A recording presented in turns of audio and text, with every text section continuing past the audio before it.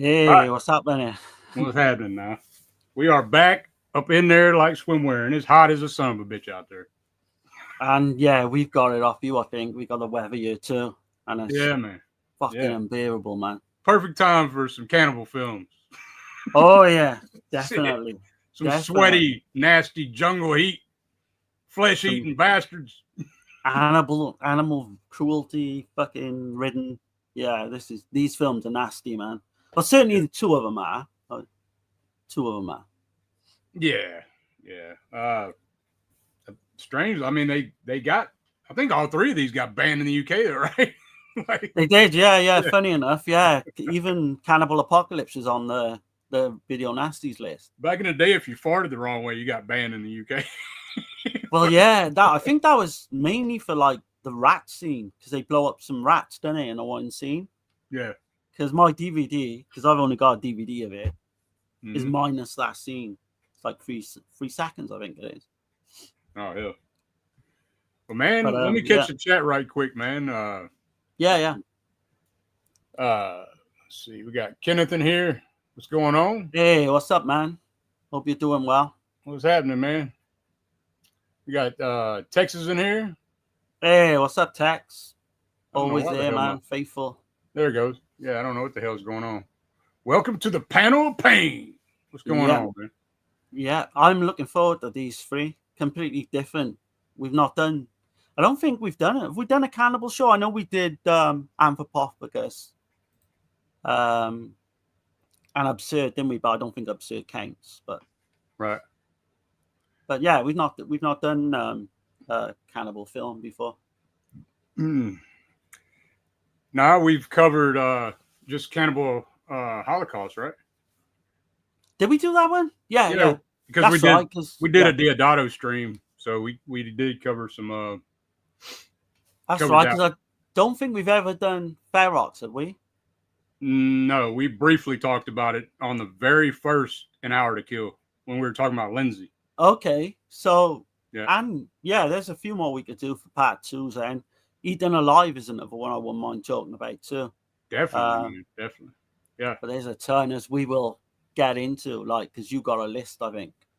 yeah, man. I dug in and like started looking around. I was like, there's a ton, there's a shit ton of them. so Yeah, more than you'd think, actually. and then it's subjective as well, man. Like you could call like you know some people could say Silence of the Lambs is a cannibal film, you know. Uh, Yeah. but what we're Mm. talking about is the jungle heat, cannibal tribe, flesh eating, exploitation, nasty sleaze, and Grind ace feel. animals getting mutilated. And, I know it's Yeah. not for everybody, but, I'm you got to interested think to of it. see whether you got Burial Ground on that list.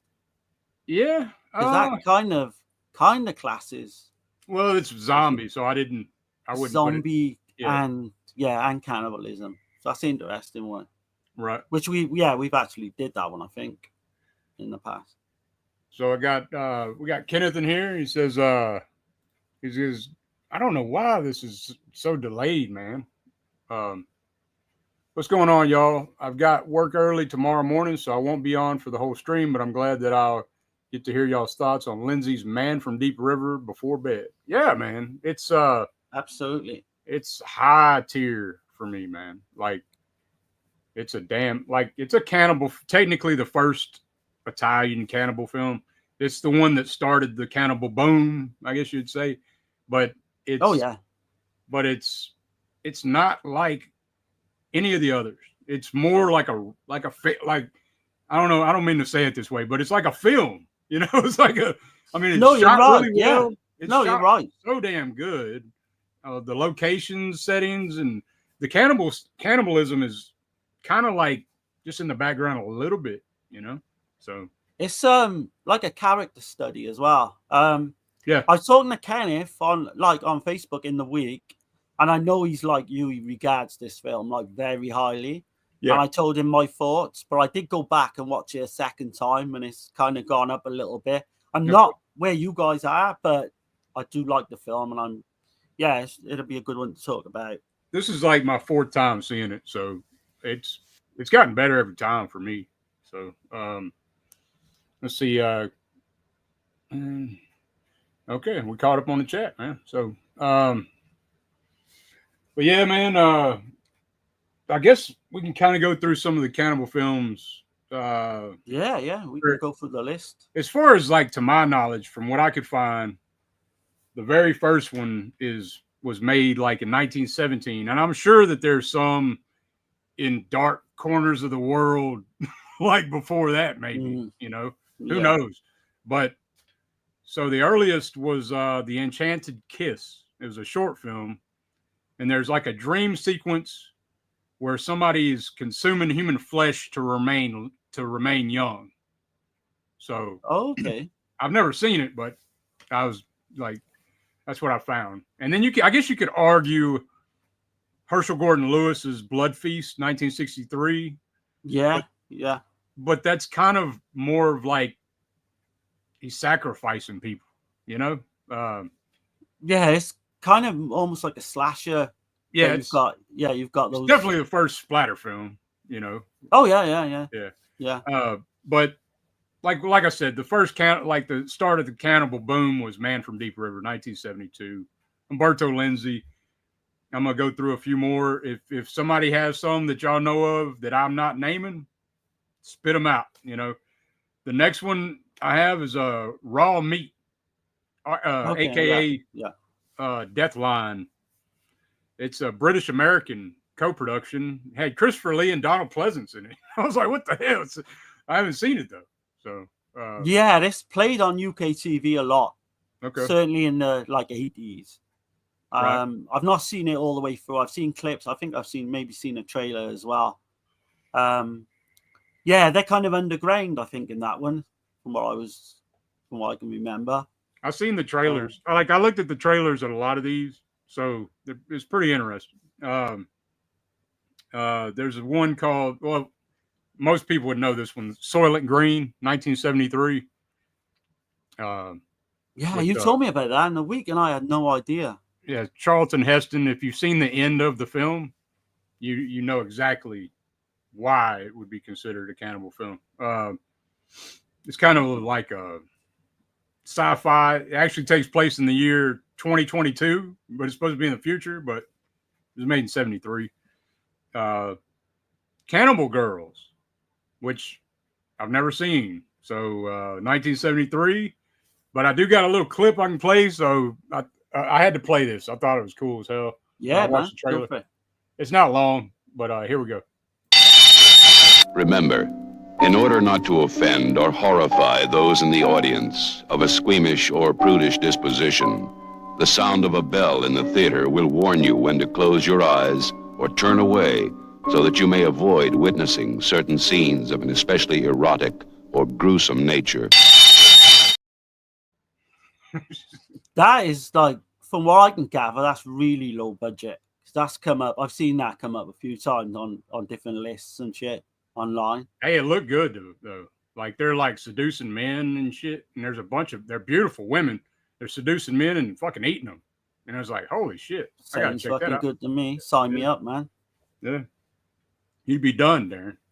I'd be eating. I mean, they eat you for dinner. It's kind of remind me of Diodato's film. What the fuck is that? The washing machine, right?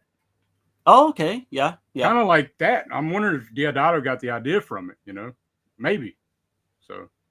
That's intrigued me now. Right. Because that's the vibe I got from it. I was like, oh, okay, that kind of seems like the washing machine in a way, But yeah. And then Tenderness of the Wolves. I've never seen that. It's like some kind of expressionist art film or something. It looked kind of weird. I've never seen it though. No, me. And then Texas Chainsaw Massacre, man, 1974.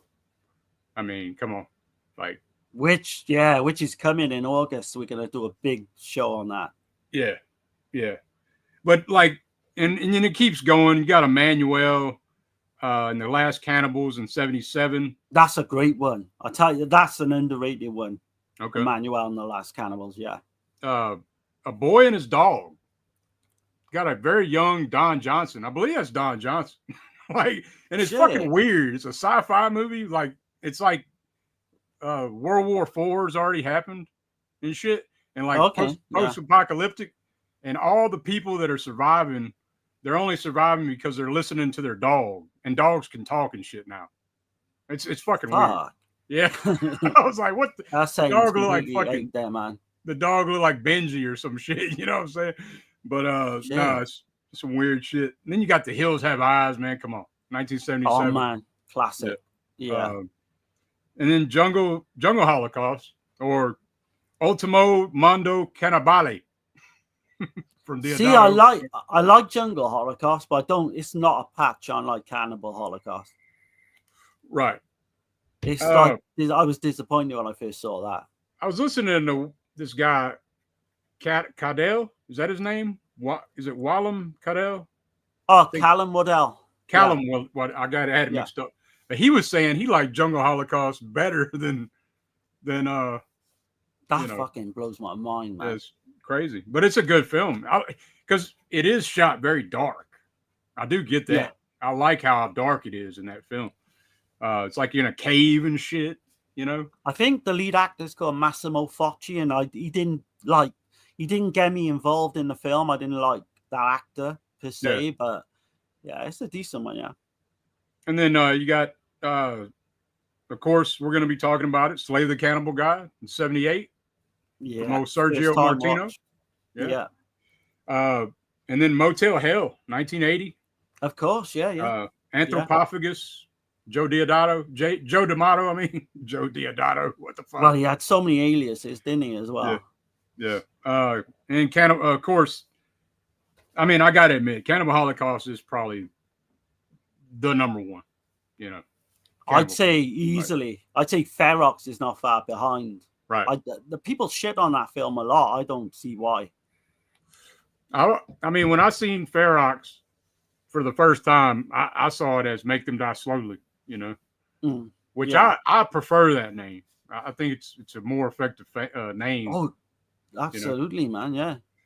But and then we got Devil Hunter, which is, you know, shit. Is that Jess Franco? Am I mixing Devil Hunter up with I might be thinking of that Terror. What is it? Something Terror. Cannibal Terror? That's fucking terrible. I've got that on my shelf over there. I got it. I got it because it's a nasty, right? So I'll never watch that again, man. Yeah. And then Dr. Butcher MD, you know. Oh yeah, I love it. That's got different Zombie Holocaust is a different name. Have you ever seen this one? It's called We're Going to Eat You. No. Is that a UK title? It's it was weird. No, it's I think it's Japanese. It's Asian. But it's a cannibal film from 1980. And what was weird is I was watching that trailer on it and it had fucking Suspiria music playing. Like the witch music. Shit. Like it had the witch music fucking playing with that trailer. I was like, what the hell? Oh, fuck, man. Yeah. Then you got White Cannibal Queen. I think Severin just put that out, didn't he? I think so, yeah. That looks kind of crazy. Cannibal Terror, like I just said. Oh, stay away from that one. Then you got another Deodato, Cut and Run, you know. Surprisingly, I've never seen that. And that's I love Cut and Run. Michael Berryman in as well. Cut and Run's fun as hell, dude. That's a fun movie. I heard it's like more of a jungle adventure or something. I don't know. Yeah, but it's got the cannibal shit in, you know. Yeah. I'll give it a go when we do Deodato next. I'm almost done, man. Massacre in Dinosaur Valley in 1985 as well. That's come out recently as well. It's like they had another resurgence in 85, I noticed. There's like a bunch. I didn't write them all down, but you get the picture, man. That's a good mini that I just named off. There's one more called White Slave from 1985 as well. So okay. It looked real. It looked more serious though. It looked like a real serious type of film, you know. Like I didn't get a chance to look, but I've got a few books I can show off, but I didn't get a chance to really go through them before the show. Okay. I know Dirk's got this coming in the post. It's called Eaten Alive, Italian Cannibal and Zombie Movies by Jay Slater. And I think you will really dig that one. I think you'll really dig that I one. got it coming, man. And believe it or not, I got that shit for like $6.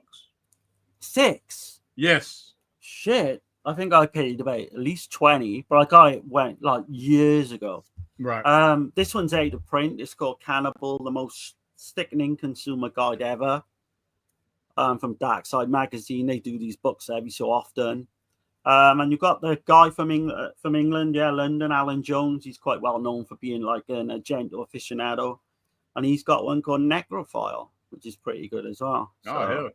Okay. Yeah, we'll have to dig into some of these next time we do another show on them.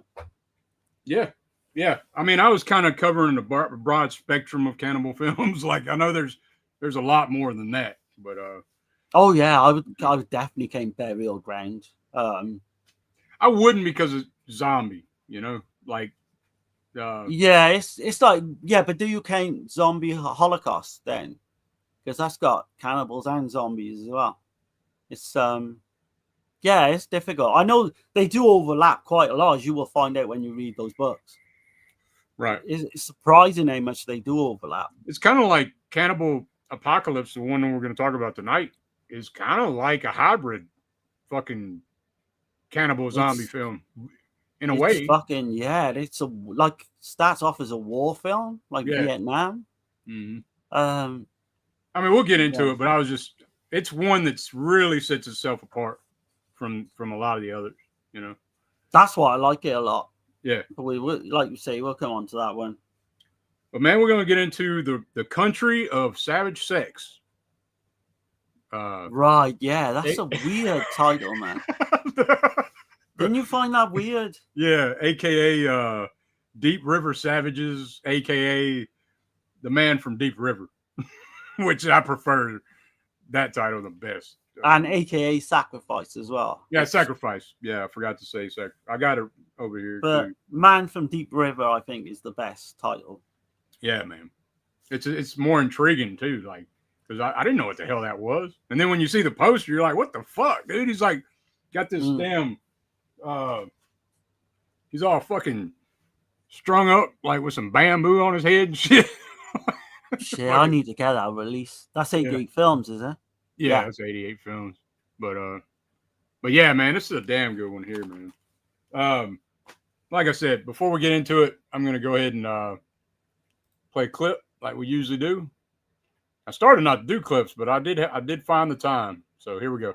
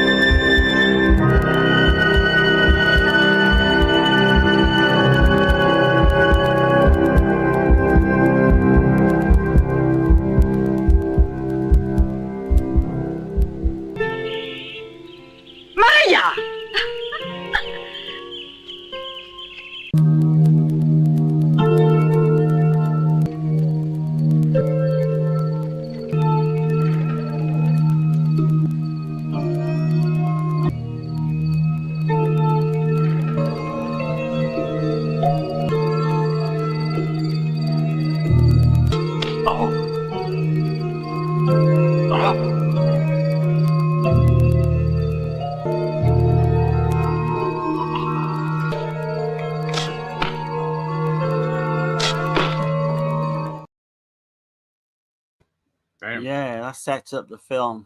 Yeah. Like, pretty much those clips set up for us.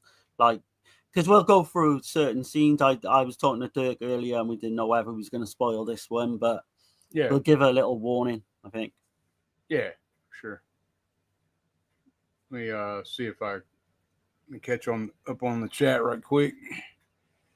Kenneth says, I'm the same way, Dirk, man from Deep River. Hell yeah, man. And I might get there eventually with that, I think. Let's see. He says, man From Deep River gets better for me with each watch too, Dirk. In my opinion, it might be a masterpiece. Yeah, definitely, man. I think it is. On the first watch, it blew me away. I was like, this is way different than any cannibal film. It's like a,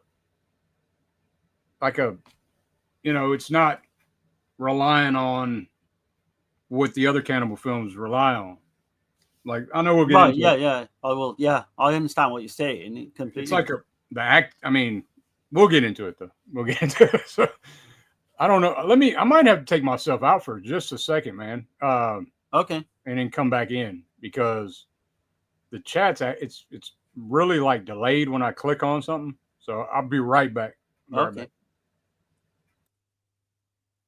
But yeah, anyone in the chat, let us know some of your favorite cannibal films. Oh, that was quick. I wasn't expecting you. Okay, it seems like it's better now. Yeah. Okay. All right. Let's see. Kenneth says, "Don't forget about." No, it's still fucking doing. I'll be right back. Okay. Yeah, just like to say, Kenneth, have you got any more you want to put out there that you like? I've never seen that Apocalypse 2000. Although I've heard lots about it. What about Texas? Have you got any you like that you want to mention?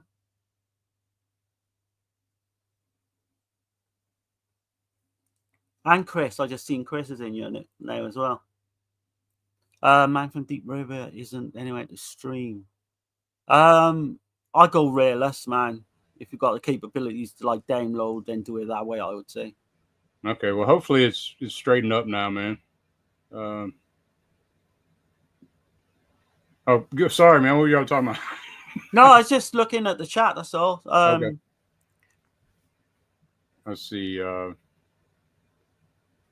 Don't forget about the German remake of Anthropophagus. I haven't seen that one. Anthropophagus 2000. I haven't seen it. I think he likes it. I think Kenneth likes it because he was talking to me about it a while back. Okay. Frico Podesto is my Italian director name. Okay. Frico Podesto. A German remake, yeah. I've heard about it. I've heard JT talk about it. We got Chrissy in here. What's going on? Hey, what's up, man? Let's see. The Man from Deep River isn't anywhere to stream, unfortunately. Yeah, like realist, I think is the only way you can get that if you don't want to put the money up for it. Is the 88 films released uncut? Yeah. Mm-hmm. Oh, yeah. Definitely is. Only recently, though, these films, some of these have become uncut in the UK. Right. Like up until like 2003, 2004, you couldn't get them. Like my Cannibal Apocalypse I'll show later is cut by 3 seconds for like rat violence, like where they blow rats up in one scene. Right. Yeah, this one definitely is uncut. You see it all. See all that shit. Oh yeah, I made sure I got the full version of this one. Let's see. It's like the guys is on a spit and getting hit by darts, but no prizes. Yeah. Play stupid game, win stupid prizes, you know? Yeah, and you wonder how he gets out of that situation, but obviously he does. Yeah. Let's see. Frox, I know gets hate, but I like it a lot. Oh, definitely. It's the first that I saw. Like I was telling Darren a minute ago, I saw it as Make Them Die Slowly on VHS, and it blew me away, dude. And I was like, what the fuck?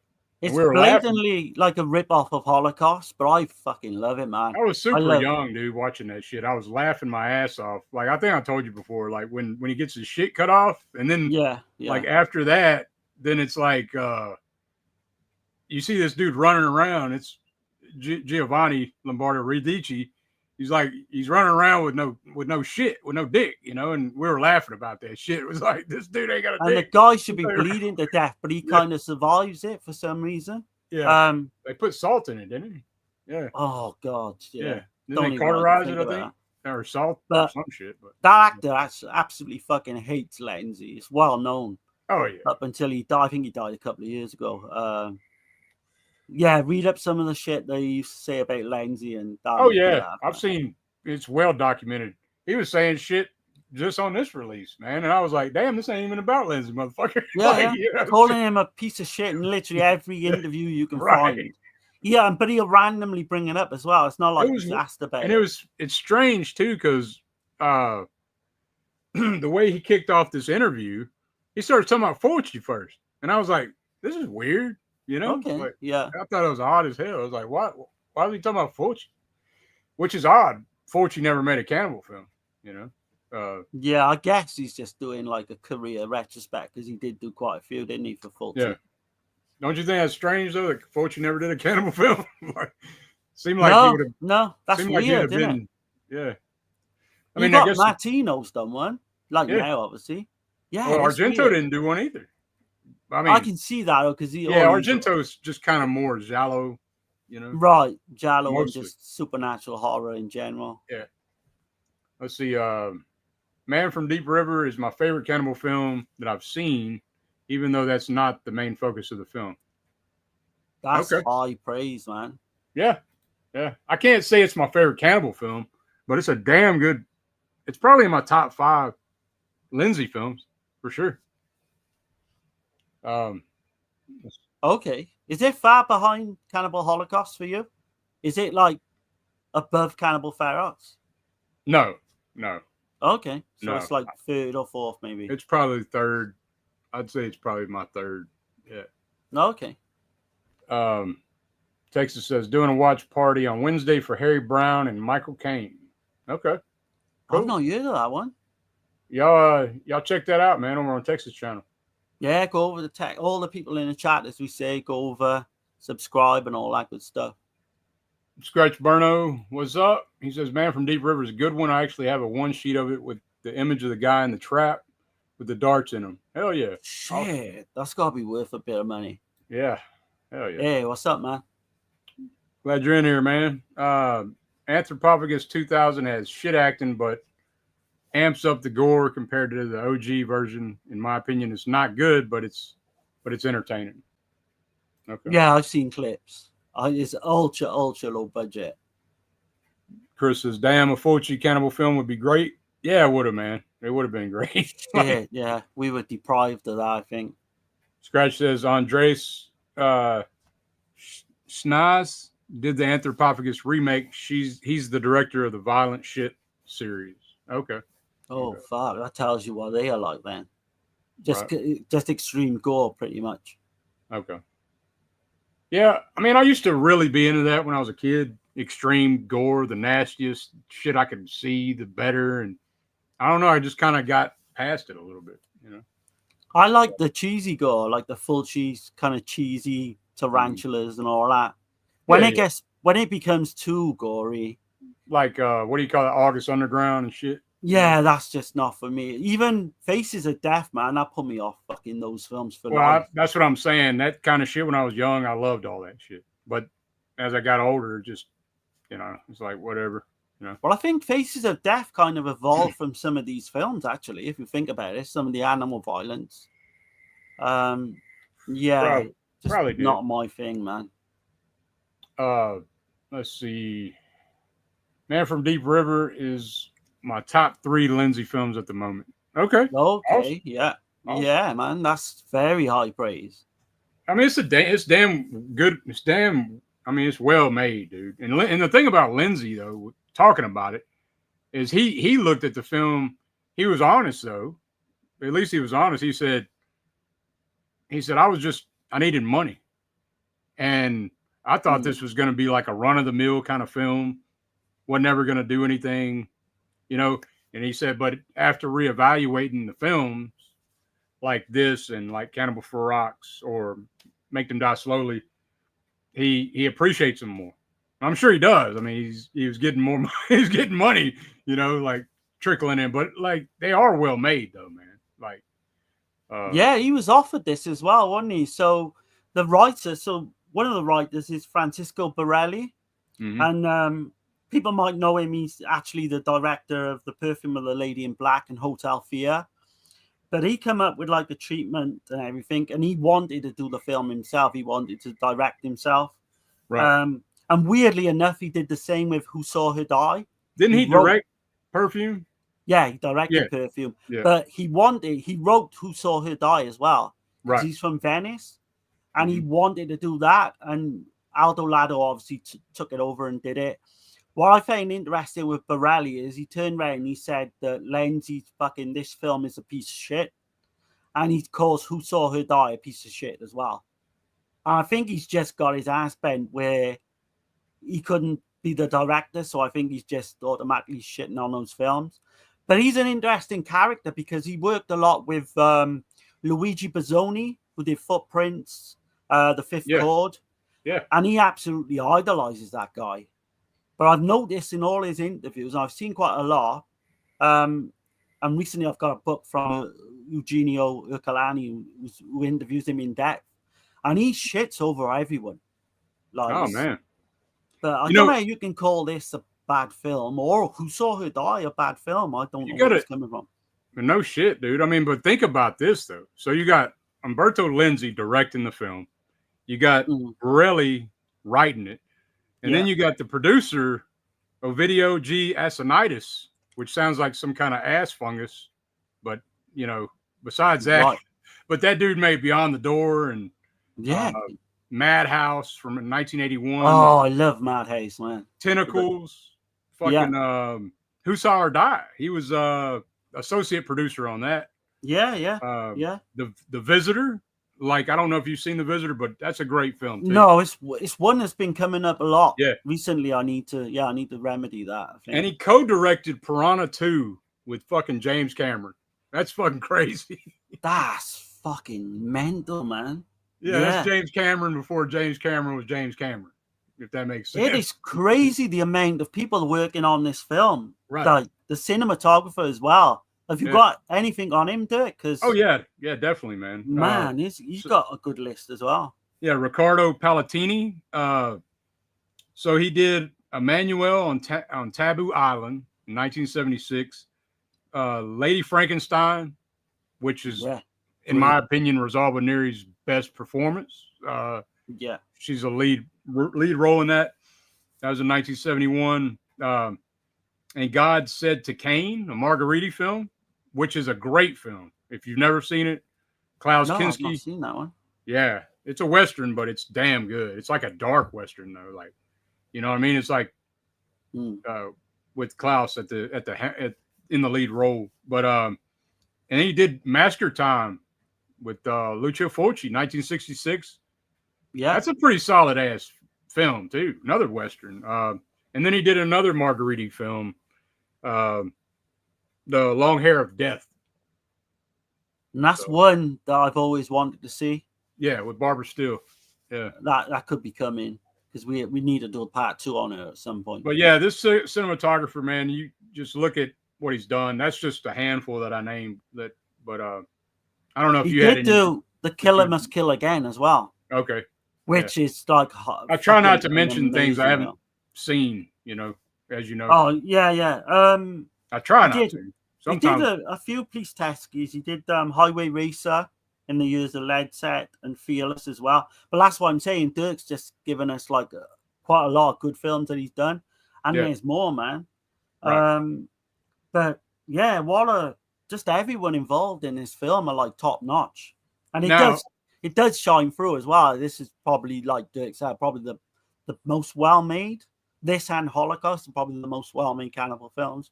I would say, dude, like, because that list of names of everybody working on this film, I mean, you definitely see it. And then Ivan Razumov, and to me, this is his best performance.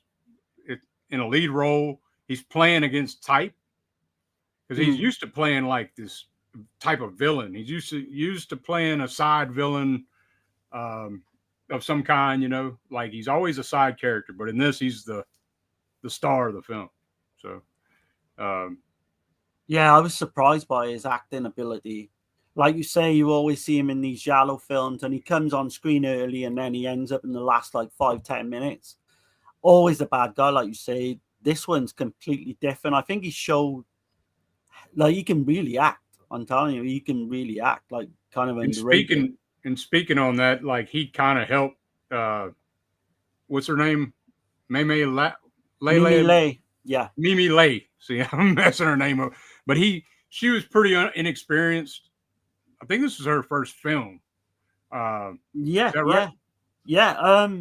Interesting story is they went on and got married in real life, and they Right. had a child together as well. You know So what I'm I found? guessing they met on the Yeah.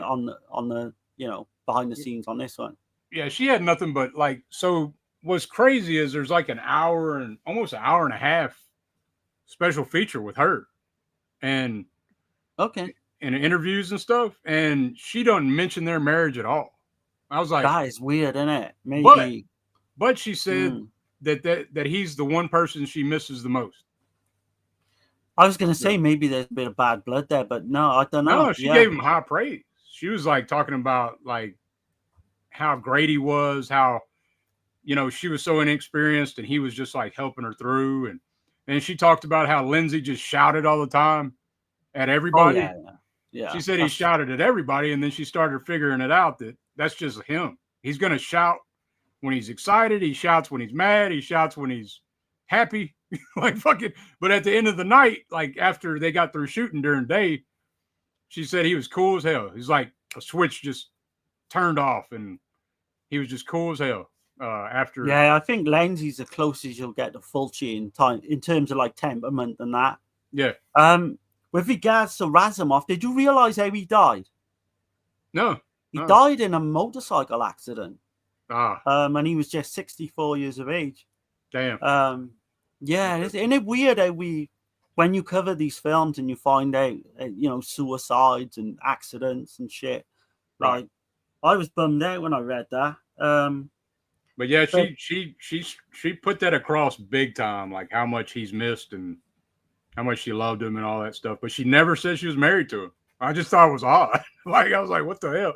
But that is crazy, yeah. And she did Eaten Alive, so she went on to do that for Lenzi as well. Yeah. She was in Last Cannibal World for Diodato, and she did Crucible of Terror in 1971 before this. It's like a UK horror film. She's a British actress, which I didn't realize. I didn't either until I seen that interview. Yeah, I saw that interview and I was like, what the hell? Like she's got the English across like British and Burmese, I think the parents were or whatever. Yeah, she's got that English accent though, like big time, Yeah, she's gone. I think she ended up like a dental nurse, and then she's kind of well, what I found out on the special feature that I was watching about it, she was a police officer. Okay, and she retired as a police officer in Essex in London. Yeah. She must have. She did. I know she did the dental work. She must, but I think it was like early on or not long after she finished, because she retired really early from acting as well. And she said, I presume to have a child and whatever. What's funny about that is that when she got hired on, it was during the Video Nasty boom, and they were going to seize tapes, and some of her shit was in those and nobody figured it out that it was her, and she was like hoping her partner wouldn't recognize that that's her and shit. Oh shit! Okay, but she said nobody watched the tapes or nothing. So, but even if they did, I mean, they couldn't prove it really. I think she's not like, if you notice as well, like she doesn't do a lot of interviews and like you do get the odd one, but they're rare. What's the guy's name we mentioned earlier? He's the one that Callum Waddell. Yeah, Callum Waddell. He found her through her daughter and through Facebook. Oddly enough, I think it's Facebook or MySpace, one of the two.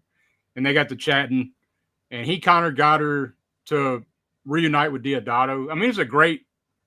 If you get a chance to get this release, it's worth it just for that. Because you'll see her sitting right beside Diodato, and they're talking and stuff. It's pretty cool. I think she's kind of she's happy to talk about these films, but she kind of tucked herself away now in London. I think she's got a nice little private life. Yeah. She don't really like want to be in the forefront of attention. I don't think is what the vibe I get. Right. But yeah, man, it's.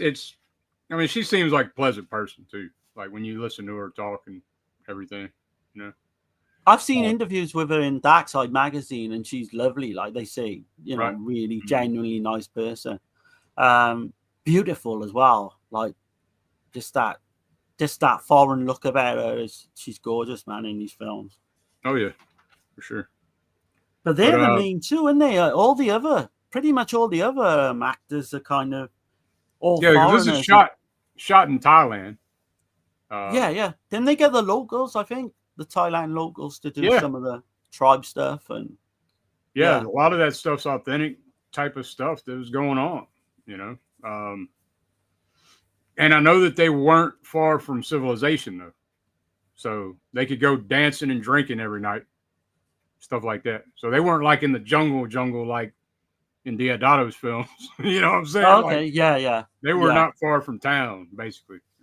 Which you wouldn't guess, like when you see the film, the locations in that when he's going down the river and all that, like it's just breathtaking. The views. But yeah, saying about that with the Borelli, like it's interesting the way this project came to boot, like because the director as an artist, he called Borelli. He said he wanted to make a rip-off film of A Man Called Horse, which is kind of a Western, I think, that came before. It definitely is. It definitely is.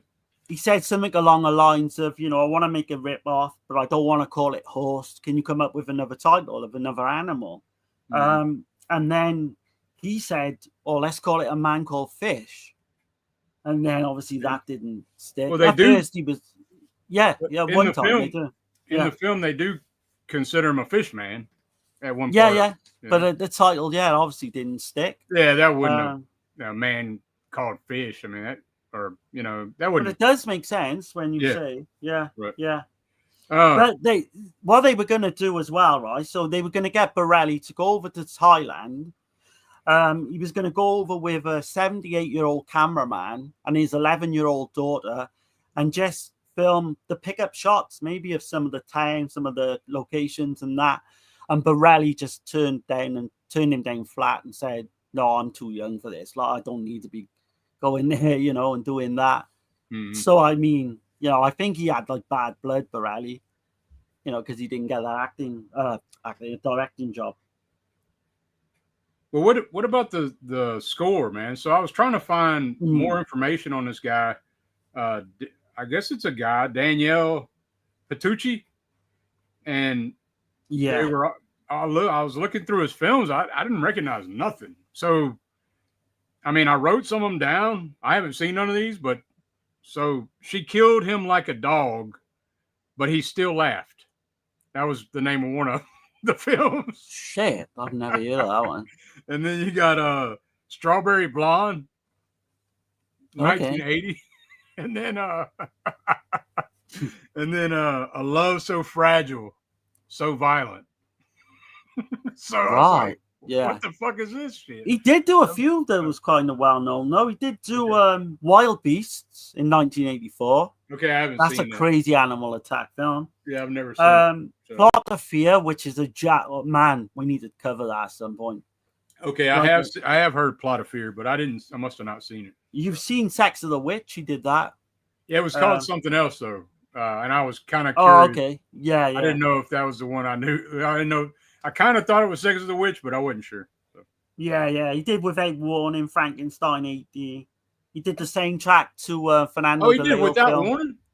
Yeah, well, not the one you're thinking of. This is the 1973 one. Okay. But he did the same track to Be 20, which is 1978 film by Fernando de Leo. And that fucking film gets dark at the end, man. It's almost like you get these good looking, it's just not a comedy or anything like that, but it's just really weird how the film is just like a normal film. You got all these good looking women in it and all that. The last 15 minutes, it just completely turns on its head. And that would be a great one to cover. Yeah, I was thinking about that, Dirk, as well, without going on a tangent. Yeah. We need to do a Fernando de Leo stream, I think. Yeah. And I got his set, by the way. Yeah, I was thinking that as well. Yeah, if you want to do that set, like we'll cover them at some point.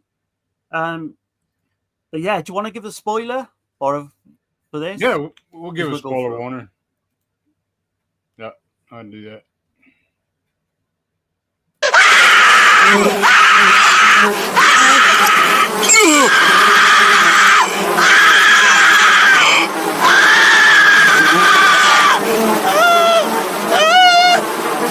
Mother, this cloth smells of death.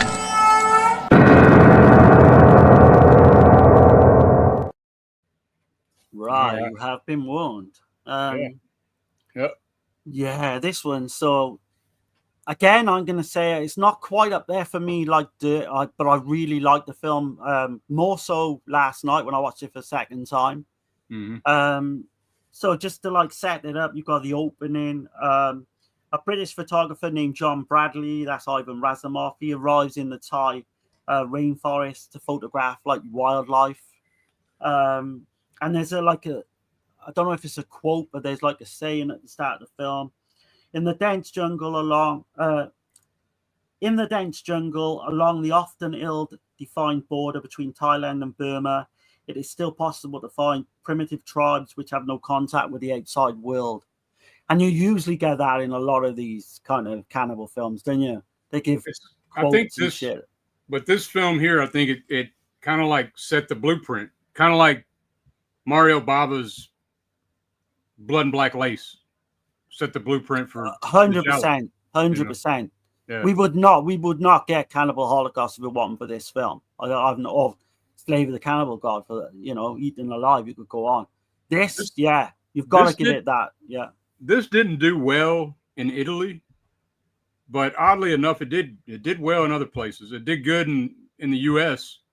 On 42nd Street. I can see that. Yeah. Yeah, it did well there. It had success, so that's why they kept making them. There was a huge German market, I believe, and an Asian market. I can see the Asian. Yeah, they love and the German all this shit. Yeah. Okay. Yeah. Okay, because the Mondo films were doing well, weren't they, before this come out? Yeah. I know they're like different. They kind of, you get some kind of real life violence in them, but yeah. But like I said, with the opening quote as well, you've got a story was filmed on location with one of these tribes, and even though some of the rites and ceremonies shown are perhaps gruesome and repugnant, they are portrayed as they are actually carried out. Only the story is imaginary, which again, like, sets the film up, I think. I see Kenneth, he's saying she might be the queen of the Italian cannibal films, and I think so. I think she is the queen of the cannibal film. Well, she's certainly done at least 3, hasn't she, or 3 or 4. I can't think of any other actress who did any more. Yeah, and being the first one, and she always has she always goes out in a bad way in all 3 of them too. Oh man, it's terrible the way she goes in this one. Yeah, which we'll come on to. But right. So the openings, like one of the opening scenes, you see John and he's at this like kickboxing match. Muay Thai. And he's and he's with I presume his girlfriend at the time, because she leaves him because she can't stand watching it. She's bored or she don't like the violence. It's kind of never mentioned again, is she? Right. It's kind of ambiguous. Was it somebody he just met, or was it his old lady? But I presume it was his old lady. But you get this vibe like something bad happened to her, right?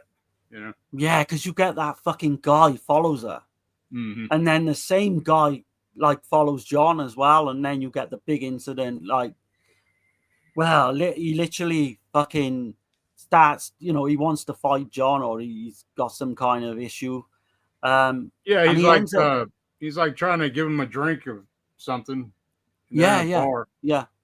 And he knocks the damn drink out of his hand and breaks it, and then he pulls out a switchblade, and then he kind of turns the switchblade around and stabs him, and then he's like, he's got to get the fuck out of there. Almost like an accident. I didn't even think about it though, but now you mentioned that, I'm pretty sure that guy must have killed his girlfriend, or human trafficking is what I was thinking. It's possible, yeah. But he might have been in some brothel somewhere, Something not good happened to that character. Yeah. But yeah, so he just flees, doesn't he? He's in a situation now where he can't be, he can't be there. He needs to get away, and kind of being a photographer and all that, going to Thailand is pretty much like his only option. Because it starts out, he's in Bangkok. Yeah. That's where they tried to go. Because when, a bit later on, I don't want to jump too far forward, but when him and Mimi Lei are going to escape, they want to try to go back to Bangkok, when she needs medical attention and all that. Right. But he's originally in the film. He's from London, I think. Yeah. It's the character. Yeah. He's definitely from London. Yeah. He mentions it. He starts telling her all about it. You know. How did you feel about, because this one scene that kind of was it wrongly placed for me, is when he takes that motorbike kind of taxi ride and it goes into comedy where you've got the bus driver behind and they're not letting him pass. And then the driver says something along the lines, "Oh, that's my father who's driving the bus." That didn't hit with me, man. I mean, I was confused on that scene, really. In the context of the whole film, that just stands out like a It's weird. Yeah. Poor, joke in a way. I don't know. It's strange. I mean, I guess that, I don't know. I still appreciate all the camera work in this damn movie, though. Like, you know, even in that it's scene. shot amazingly well. Right. Yeah. It's directed amazingly well as well. Lenzi was coming off. Didn't he go on to do? I think Knife of Ice was his next one after this. But what it was, Knife of Ice had already been announced in Variety just as he started shooting on this one. But he'd come off, obviously, So Sweet, So Perverse. You know, he's doing his Orgasmo and all his jolly in the late 60s. Right. But yeah, the John character, yeah. So he rents a boat and he gets a guide to take him down the river and he enters into the rainforest. There's another little bit more humor with the guide, I take it, where he eats water snake and he feeds it to John and he just fucking spits that shit out, man. Yeah, he tricks him or whatever, feeding him the damn water snake. So they're the only two little scenes I just thought could have done without. But it kind of gets interesting from now on in, man. Yeah, because he even tells John, he's like, "I've never been this far up river before." He warns him. He says we probably need to go back. You know. Yeah. Like, you know. And John falls asleep, doesn't he? Yeah, he just goes to sleep and shit and wakes up, and then he sees him kind of dead over in like on the fucking arrow in the side of the riverbank. Yeah. Fucking. Oh man, and then shit starts to get crazy. Then, man, he gets captured in a net by the natives. And they take him to this village where you've got Luana is the chief. And he's told they've caught this large fish man. Yeah, fish man, because he's got the damn. He's got the flippers on him, and all that shipping, swimming. And he's got wearing a wetsuit, you know. Yeah. But he's held, isn't he? Like they've got this big tent on this pole, and he's there for everyone to see, and he's up like, and you can feel that tension in that scene as well, where the sun, you know. He must be baking hot up there, you know, for hours and hours on end. Right. And he doesn't know. He's terrified. He doesn't know where this is going to go, what they're going to do. Are they going to eat him? He sees, though, like right out the gate, kind of, he sees these other guys that they're holding they got their arms and shit behind their back and like they're cutting their tongues and shit off. But you hear like the chief, like, well, we see what they're saying. Those were cannibals that they just cut their tongues off. And we'll teach these cannibals or some shit. So you're getting this vibe like this tribe is against the cannibal tribe later, you know? Yeah. And I guess like one of the reasons he stays alive and is because Mimi Leigh's character actually, you know, she gets a soft spot for him. It's like she love at first sight kind of shit. Yeah. And she convinces her father, like the chief, like, you know, I want him as my slave. Yep. And then at first they work him like a dog, don't they? They're like getting him to like catch turtles and shit and all that. Yeah. But fair play to the character. He turns the whole thing round. And he earns the respect, I guess, of the whole tribe. And you know, he gets to a point where he's pretty much, they let him become one of the warriors, I guess. Well, he kills one of the main warriors. There's a scar on his face. He's like, you can tell he's a bad son of a bitch. And he kills him in a fight. He stabs him, and then the other people are about to jump on him, and even the guy that's about to die, he's like, no, he won. So they're honorable. You see that they have morals. You know what I mean? Like, that's kind of what I like so much about this film, is where they're not just savages. You know, these people have, these people do have a code that they live by. You know what I mean? Oh, 100%. And like a twist on that scene as well is the guy he kills is the one who's going to marry Mimi Leigh's character. Right. I know I should get her name, actually. I have got it written down, the name in the film. But yeah, so he was going to marry her, but then obviously, you know, he gets killed. And then they do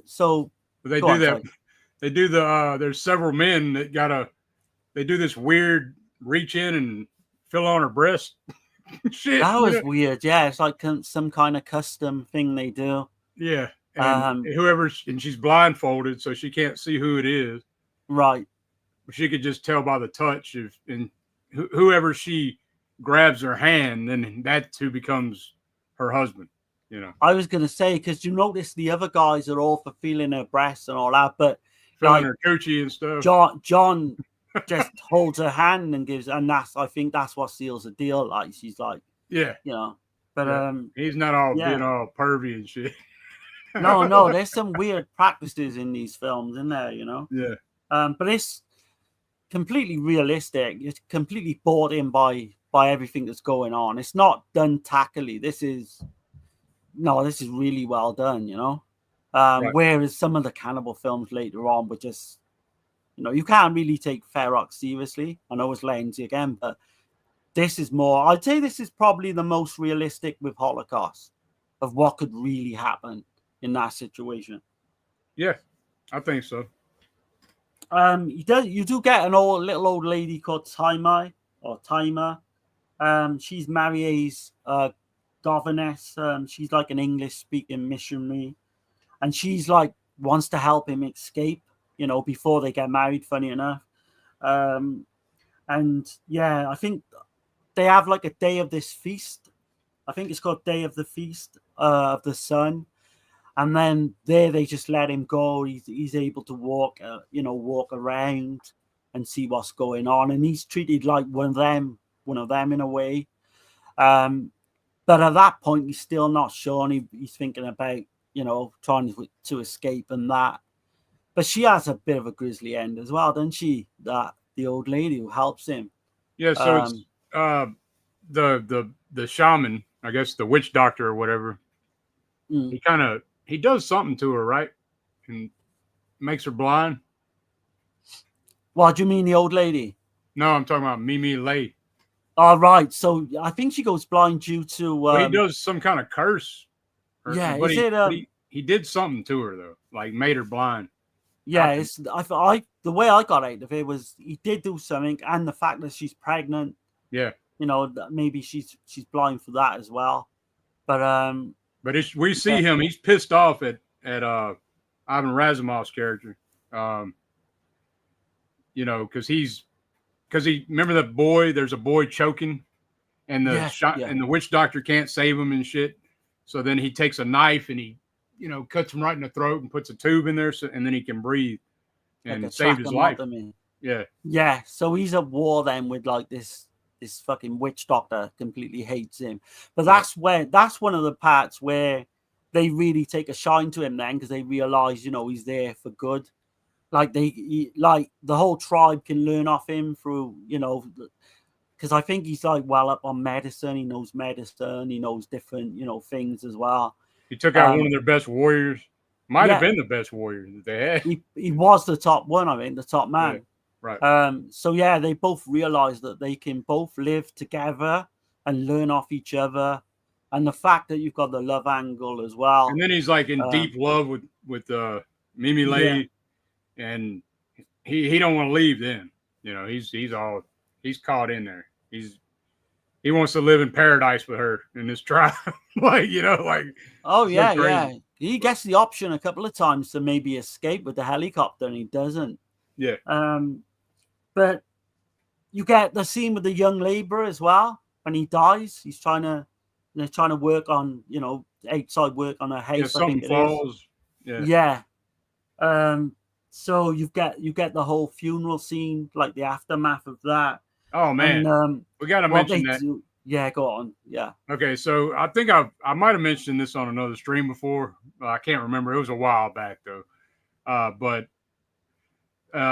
So the man that died while they're working, they burn him. They have like this big ceremony, a funeral where they burn him, and then his ashes are on the ground, and then they take his wife and put her in the ashes, and then these different men that are going to be her husband. She gets to choose who's going to be her husband, but they have to have sex with her in her husband's ashes.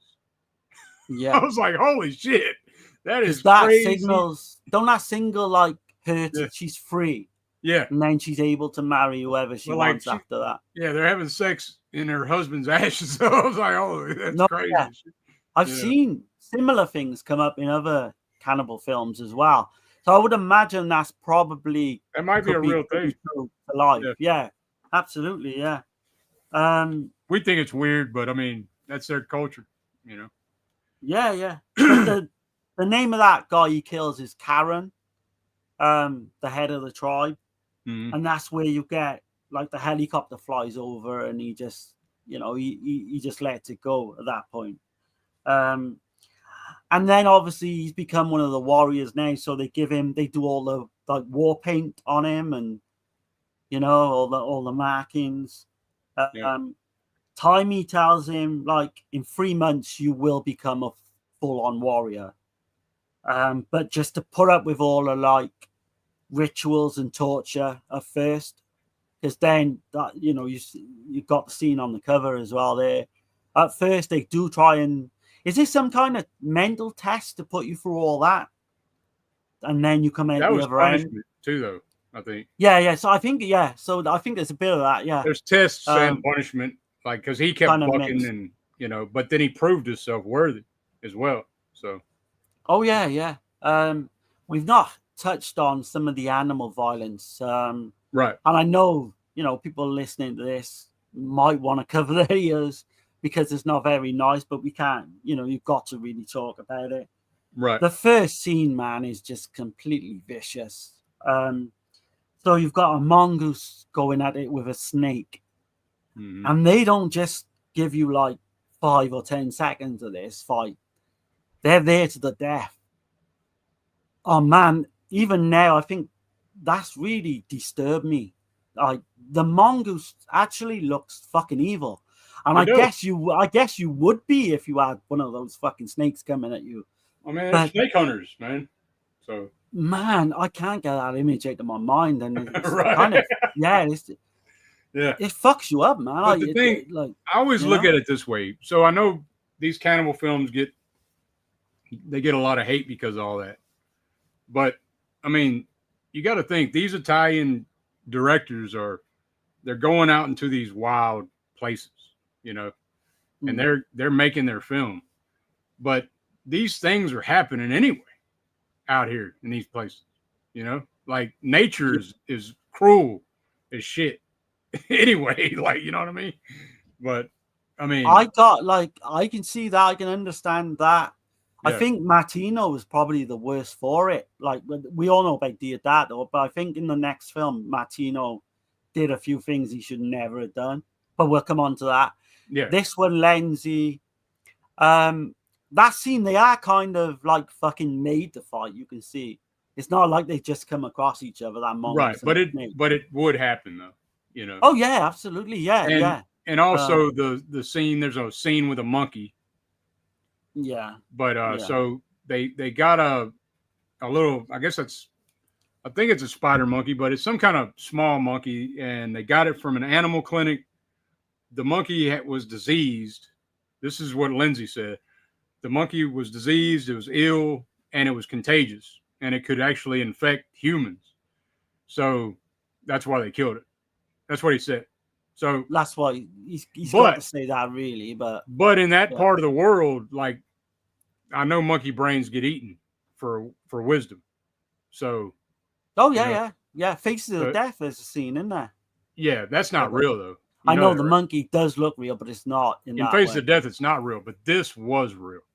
This was real. Man, it is fucking. So they Yeah. got this little monkey, Yeah, and they kind of not strap it, but they put it into like between two sheets of like wood where it's just, in the table. it's yeah. in a table. That's right, where his head is just showing, and they Yeah. just lop it off with like a machete and Right. which Giovanni Radici, Lamberto Radici has a scene where that happens to him in Cannibal Ferox. Right. Exactly the same punishment. Yeah. But yeah, man, it's rough. I mean, it is rough. You It got is. the two cockerels fighting as well, where they're made to fight each other. Mhm. And that is quite fucking bloody and brutal, which you wouldn't expect from two birds, but even that was fucking gnarly to watch that shit, man. The chicken fight. Yeah, like we call them cockerels, but yeah, chickens. Yeah, Man, they're fucking used to vicious, be, man. It used to be legal here. Oh shit, yeah. Yeah, chicken fights used to be legal here. Yeah, Oh fuck, man. I remember That's people like- had prize chickens that they would roosters that they would fight, and they'd put fucking spurs and shit on them, like metal, Yeah. and they'd bet on that shit. People was gambling on that shit, you know. Oh man, they Yeah, do that with dogs over here, like underground with fucking Rottweilers, Yeah, and some of that shit you don't want to see, man. yeah, no, Don't even look that shit up, man. right. But yeah, so John, like you say, and of course, going on the animal violence, the crocodile is knifed through the fucking head. So you got that as well, where they kind of fucking just put the knife through his fucking whole fucking. Oh man, it is. Yeah, I think There's that's a pretty goat. much most of it. But Yeah, a goat gets slaughtered, gets the neck sliced. oh shit, that's in this one as well. Yeah. The goat gets slaughtered. But so, Lenzi, I got a couple of quotes from Lenzi. What he had to say about all that, about the animal deaths. So he said,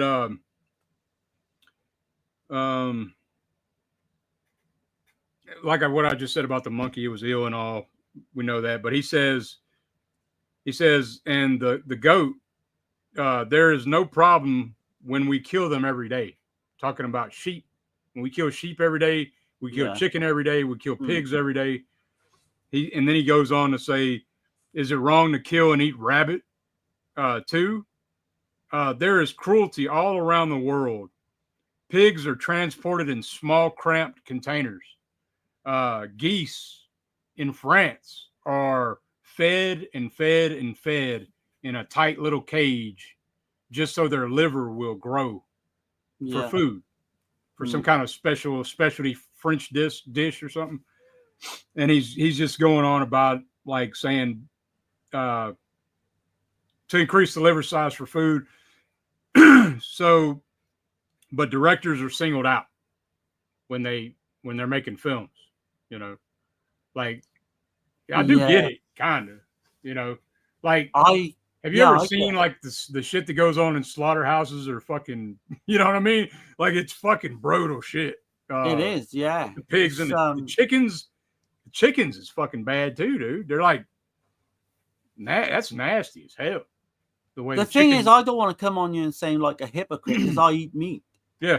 So I can't be a hypocrite like that. Right. But yeah, whether you obviously don't put cameras on that shit when it happens in real life most of the time. But most people don't know, but like we get a pre-packaged little piece of meat. Oh yeah, if you looked into that, if you thought about it, you wouldn't eat it. That's why a lot of people go vegan, you know, but you know, it is what it is. But yeah, but now you mentioned that goat scene. So John and how do you pronounce her name? Is it Maya? Mariah. Mariah. Yeah. They get married and like it's a tradition to kill a fucking animal as soon as like a sacrifice as soon as they get married. And did he like cut his fucking throat? I think it is, isn't it? Because you can't quite see the whole thing. Yeah, he slices the throat. And you see the jugular and all, like kind of deal. But I'm sure they ate that goat. You know what I'm saying? So yeah, I'm in between with all that shit. Right. But you know, so they So the one I don't think it's like one of the witches or something kind of puts a spell on her to get pregnant. They wanted to get pregnant with John's child.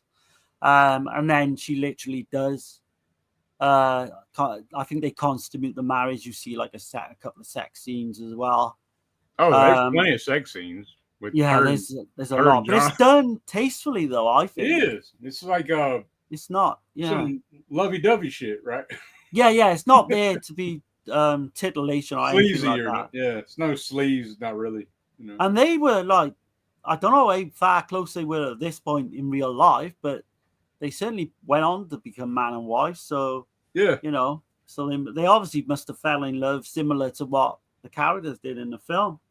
Right. But you've got the one tribe is called the Karoo, and they're like brutal. They're at war with this, the tribe that they're with. Oh man. And they rape, they kill, Yeah. they fucking eat like one of the women at one point. They're eating her breast when John goes and yeah. checks it out. He sees her on the ground dead, but they've already raped her and everything. And Yeah, one of them's eating her breast. One of them's got her leg cut off and fucking munching down on that shit. It's like, damn, like, holy shit, brutal, man. Yeah. But John, so he fights them, and he cuts off one of the one's tongues after the fight. So even though he's a decent man and all that, he has got kind of this ruthless streak, which you need, I suppose, at that time to survive. It's like a code. Yeah, and I guess that's showing the other tribe members as well that he's one of them. He's prepared to do that what they do. Yeah. But she gets taken ill, doesn't she? And it's kind of a sad scene. I think she ends up like Dirk said earlier. She goes blind at one point. And right. He sees there's no way out. The only way out, I think, is to try and get them to Thailand, and get to see proper medical attention, because there's only so much you can do in the jungle. Right. And my theory to help them as well. My theory is that witch doctor or whatever is he's like over her all the time. I'm thinking he did something to fuck her eyes up. That's what I think. But I didn't look at it that way, but again, like many a times we do these streams and you mention something and a light bulb comes on in my head. Yeah. That's bound to have been the case. Because if you see him, he'll there's a scene where him and hers getting it on in the flower. I guess that's flour. Right? Yeah, that's a weird scene. And he's just looking at him all evil and shit, like, I don't know. You can tell. No, that makes complete sense. Because even with the black butterfly at the end as well, like maybe the witch doctor has kind of got that to happen too. Because that just brings on, that is known as death. Right. Because she says to him, she's blind, and he says something along the lines of, oh, a butterfly is just, just crawled onto your head or whatever it is. And she says, what color is it? And he says, black. And she's like, nah, this is not good, man. This is the end in death. Yeah. And it is sad because they, I do enjoy the fact, like the love story aspect to this as well, because it is, knowing all the stuff going on in real life, it does feel genuine. There's certainly chemistry there, man. Big time. Yeah, definitely. But the old lady, she tries to help him, doesn't she, to try and make him escape. Yep. And she ends up getting her fucking hand cut off. Cut her hand. They were gonna kill her though. So, yeah. I don't know what I'd rather more. I think I'd rather be dead than have a fucking hand cut off. I think I could manage without a hand. Shit, I wouldn't want to fucking manage, man. Oh man. But she begs, doesn't she, for mercy and shit, and they give her mercy. They do, just fucking cutting her hand off, man. But don't fuck around. One thing I like about it, one thing I like about this film as well is Ivan Razumov's John. He does narrate a couple of times as well. You hear his voice talking us through some of the scenes and like the outcome of what's to come, maybe. Man. It's grown on me like second time, and I can see where Dirk and Kenneth are coming from now. Yeah. So with me, it's definitely going to get better, because even I was like, first watch, I was like a 6.5 out of 10. No, just then maybe a 7. But I Okay. can maybe see it now as like a 7.5, maybe an 8. But I don't Okay. want to jump the gun because we have got the ending to talk Yeah. about. So the Kuru, they're in this vicious fucking tribe. They return to attack the village. They set it on fire. Yeah, destroying shit. Left Yeah, and and we right. see the young boy John saved earlier. He dies in the attack. Yeah. Yeah, and they're trying to get away as well. And that's where you get the black butterfly, which is kind of sad, but and you've got the fucking I forgot to say. So is it this one? I think it's this one. Oh no, I might be thinking about the other one with the fucking pig fucking. I think I'm on about the Martino's film. Oh yeah. I jumped the gun. There's a fucking horrible scene in that. But no, so the end of this, you kind of see John, and he wanders through the jungle. Like his wife has died, obviously, and he gets all these like good memories that come back about when they were in love, when they were running through the jungle together, and all that. Butt naked, running through the damn fields. Yeah, and it kind of like this helicopter comes over, and again, Yeah. I think he thinks twice, doesn't he? Shall I like fucking go back? But she did say on her deathbed she wants him to stay, help the tribe, Right. become one of them, and all that. And he decides to like, I'm gonna fulfill her wish, and that's how we end. Like on a, don't know if you call it a bad note, a good note, or whatever. I think it's a little bit of both, but it's just real. I think it's reality. It is, yeah, The way it ends, I think it's not a happy. It's not. I don't know. I dig it a lot, man. I think it's a damn good, like, I can see how it's. Yeah, I can see how it's regarded as probably one of the most well-made, one of the best of the genre. And like I say, if I had to say now what my score would be, it would be a 7. Okay. But I think I'm downplaying it a little bit because I do think the potential's there. So yeah. So what would you say, dude? I think did you say earlier? I'm not sure. You rate him. Oh no. So this one here, I give it a 9 out of 10, man. Yeah. Okay, yeah, I expected that. Yeah. It's brilliant. Like there's a lot going on, man. Like, and there's some things that are kind of like not spelled out. Like we were talking about, how did she really lose her eyesight? It's not 100% clear on that, like there's what happened to the old lady as well? You don't know, maybe. Right. I mean, there's a lot of ways to look at it too. Like considering what he did, I know it wasn't right, but at the same time he was defending himself, and I don't know. It just happened to be in the wrong place at the wrong time, and just took him on this fucking journey that, like no other, really. Right. I'm glad Lenzi did this because I think Lenzi treated the material right. Yeah. He did, even though there's those little comedy scenes, but it doesn't take you out too much. It's very early on, though. It is, yeah. And you can always like fucking fast forward them as well. So Lenzi said he did finally see Cannibal Holocaust, and and he said it's the only good film that Deodato ever did. Shit. He says it's his only good film. I'm sitting there listening to this shit. I'm like, what? But you got to think about it. That's high praise coming off him. Yeah. Because he's done one in the same genre as well. Yeah. And then he says that there's no way that I stole his idea for Cannibal Ferox, Right, but yeah. He said I had the idea.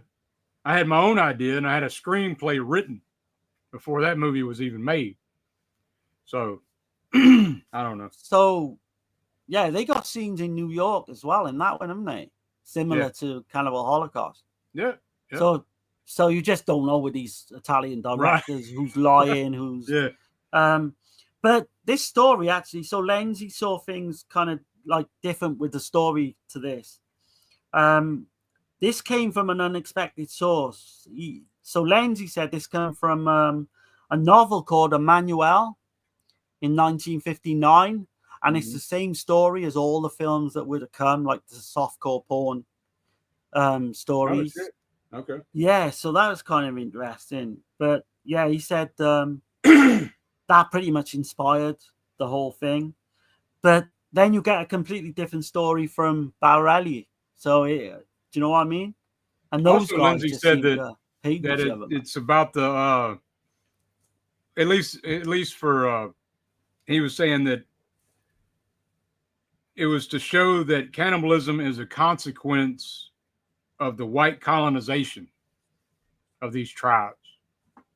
That's what he Okay. said. That's what That's he said. like the moral of the story, yeah? Yeah, and a lot of these films they have that in there. You know, like Right. what would these people do? These tribes, you know, like had they had everything taken from them, you know. Oh yeah, absolutely. I am gonna run so see what you think of this idea, Dirk. So originally they were gonna have, or they offered the part to Gianni Garco, you know, the guy from The Psychic. Yeah. So he was gonna do this film, and when he realized that you'd have to show a lot of skin during the making of this film, he turned it down flat. And I think that was for a good reason as well, because Razumov is fucking amazing in that role. Yeah. So yeah, I think that worked out for the best. Definitely, man. I can't picture nobody else playing the role. Right. And it was weird as well, because Lenzi and Razumov had this great friendship away from the film as well. Mm-hmm. And apparently it was really weird because Lenzi never really got on with any actors, never really had like a personal relationship with any of them. Right. Yet him and Razumov became good friends for the rest of their lives, you know? Yeah. Which I think, it was kind of interesting. And he went on and did 4 more films for Lenzi as well, Razumov. So that's something Lenzi else, he said that initially he did Ferox, Man from Deep River, and Nightmare City, all for money. But after, you know, he refused interviews for many years. But after rewatching, he liked them more now. Like, well, that was like his last years. You know, of course, he's passed on. I think he died in 2017, right? Reindeer, yeah. And then this is something else, another quote from Lenzi. He said, he said, the thing about horror is horror lasts. Horror films will always have an audience. People are more attracted to that than any other genre. And he says, he was talking about like musicals from the 30s and 40s. People forgot about that shit, you know. But the old horror films from way back, people still seek them out, you know. Absolutely, so, yeah. And Lenzi was actually offered on the back of this film, like 5 years later, he was offered to do the Diodato Last Cannibal World Jungle Holocaust film, which he turned down. Right. So he turned it down because the money wasn't right. That's right. Yeah. Diodato was pretty much cheap, so they got him to do it. So that's again, which is worked out well because we wouldn't have Cannibal Holocaust without that. So. And exactly, that's what I was about to say. So in a way, Diodato's got to thank Lenzi twice. Absolutely, yeah. You know what I'm saying? Well, I think it's sad. Diodato passed too, though. So rest in peace. Yeah, he reached literally was it a year or two ago? Yeah. But I think it's sad. At least Diodato got to see everyone praises films and all that. I think Lenzi did to a certain degree. Is that, like you say, he didn't die that long ago, technically. So I guess he did. I guess he realized. But it's sad when you see the likes of Ivan Razumov didn't really get to see, the internet and all how people kind of loved his films and his performances. But yeah, that's life, man. I suppose. Do you know what I mean? Yeah, I saw, and there was I thought it was pretty cool. I know a lot of people don't like Eli Roth or whatever, but he's a big fan of these films. And yeah, he had a little something to say that I completely agree with. He says, time is the ultimate critic. Nobody remembers what film was Best Picture. In 1972, nobody's going to remember what won Best Picture, but they'll probably remember this film or or at least fans of these type of films, or like Cannibal Holocaust, But Yeah, absolutely, man. I'm not a fan of his films, Eli Roth, but yeah, you get him in some of these podcast interviews where he's great. talking about fucking Giallos, and He's a fan like we are. man, he Yeah. is superb to listen to. Yeah. Right. But I just don't like his films that much, to be honest. Yeah, I'm not a big fan of his stuff that he's done. But let me catch up on some of these chat. I think we covered that pretty much. Yeah, man. Yeah, I think as well as we could. I mean, Man from Deep River, highly recommend. If you're into cannibal films, this one, I don't even think you have to be into cannibal films to watch. No, this. I don't think so either. No, Yeah. no. I would recommend it. Obviously, if you're a bit squeamish, maybe not. But Yeah, if those type of films are for you anyway. Kenneth says, would y'all consider Man from Deep River to be a romantic adventure film? It's definitely a love story. Yeah, I mean, it does like have that in there. Jungle adventure, romantic, cannibal. Yeah. I mean, the cannibals as well are not a big part of that film, really. But it's exploitation though. At the heart of it, Right. Yeah. Let's see. I thought that she went blind due to complications with her pregnancy. I've never thought about it being caused by the witch doctor. Yeah. I originally thought that, but when Dirk kind of mentioned that, I think it's definitely got something to do with it. Because she's really young as well. You see, he's got 2 dolls, and he's burning them and shit, and he's like doing some kind of hooky kabuki shit. But then he's always around her too. Like, who knows what he's giving her? Who knows what he's giving her? Who knows what the fuck he put in her eyes and shit? You know what I mean? Like, I don't know, but. And I would imagine a young woman at that age as well would not go blind, really. That wouldn't be a complication of pregnancy anyway, I guess. So I've never heard of that, but no, it's kind of weird. Okay, we got Hayden in here, Napalm and OJ stopping by while at work. What up, guys? Everyone hit that like button. I appreciate it. Hey, what's up, man? Hope things are going well. And Chris says, "Yep, Banny roosters. My late father had a few." Okay. Oh, okay. Talking about in at close range, you see a cockfight. Yep. That shit's brutal, man. Let's see, Deer Hunter. Is it as bad as the animal violence in the Hong Kong Cat 3 film, Ebola Syndrome? I can barely watch those scenes. I would say on a par, probably. I'd say it's about the same. Yeah. Yeah. You'd have to ask Uncle Bill, actually, because he's a big fan. I see him in the chat, and he's a big fan of Ebola Syndrome, which I've only seen once. So maybe you can answer that. Yeah, I've seen it. I think I can't remember the animal violence. Is it? It's not like they pull them together to fight or anything, is it? Or is it just? I don't remember the animal violence, but I know there's a lot of nasty scenes in it. But I think it's probably worse as far as that goes. Yeah. Yeah, in terms of brutal violence and shit, yeah. I think Ebola would be more violent. Easily, yeah. Ebola Syndrome is a Cat 3 masterpiece. Not my favorite, though. The Untold Story is. Okay. Kenneth says, in my opinion, Man from Deep River is a beautiful and moving film. I give it a 9.5 or a 10. Yeah, I give it a 9 all day. Yeah, I knew that was coming with Kenneth because I've been talking to him. House of the Edge of the Park. Yep. I still say that's a masterpiece. I still say that's the best home invasion. Kenneth says, I'm not a big Deodato fan either. Rest in peace. Oh, shit. I fucking love Deodato. Yeah, I don't love all his stuff, but there's some films I do love, though. I'm out for the night. I'll watch the replay. Great stream. I hope y'all have a great week. I appreciate it, Kenneth. Yeah. Yeah, have a good one, man. I'll speak to you in the week, probably. Let's see. The Green Inferno is like one of my favorite films from Roth. Oh, I hated that scene. Completely fucking shit all over like Cannibal Holocaust, and I know Eli Roth's trying to make a tribute to that, but for me it kind of it went the other way for me. It's almost like he's shit all over it. There's just no need for that film, man. Uncle Bill says, I'm a fan of his TV shows. A Ghost ruined my credit. Okay, I've not seen that. Yeah. Yo, Mr. UB. Yeah, what's going on, UB, man? He says, I think Cannibal Holocaust is much worse. Oh, yeah. Then Ebola. Yeah. Oh, then Ebola? Yeah, that's what I'm. Yeah. Yeah, I would say it's worse than Ebola. I wouldn't say that Ebola is worse than Man from Deep River, though.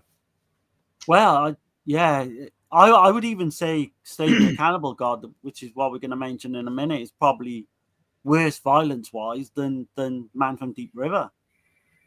Well, definitely. Well, I'd say definitely, because some of the scenes in that we're going to mention are like horrendous. Oh, okay. He says in terms of animal stuff. Okay.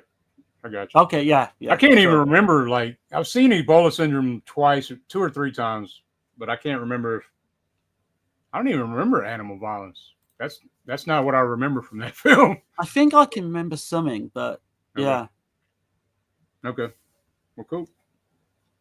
Well, man, yeah. So that's Man from Deep River. If y'all want to check it out, I know we completely went through the whole damn thing. It's probably spoiled the shit out. I mean, yeah, they probably know what we're like now by now. Yeah. Let's see. I guess we're gonna get into the Mountain of the Cannibal God, or the Prisoner of the Cannibal God, or Slave of the Cannibal God. Take your pick. I'm sure there's other titles, but that's the 3 that I go it like Slave of the Cannibal God is the one I go to. But Slave of the Cannibal God's maintain comes into play, doesn't it? Yeah. And I go on. I didn't have like a physical copy of this, so I had to watch it. I had to watch it on Tubi. Look at this shitty 10 fucking film DVD set. See. Yeah, that looks great. So you've got 10 fucking shit. It's like a Brentwood set. I didn't know. I have got it on here, but I didn't watch it on here. I watched the full fucking HD version.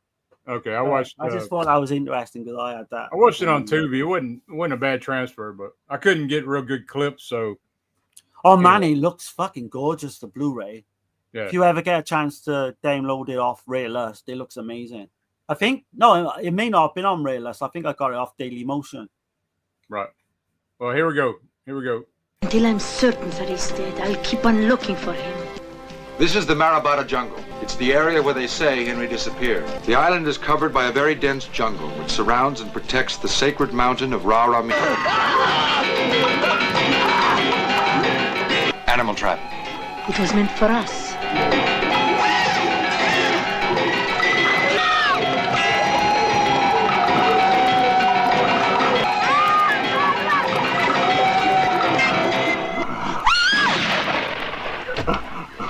My name is Manolo. Yeah. She was attacked by a native. She'll be all right. He was a member of a tribe called the Cookout. Why is everybody so scared of the Cookout? They were the ancient inhabitants of Ra-Ra-Mi. In their language, Ra-Ra-Mi means Mountain of the Cannibal God.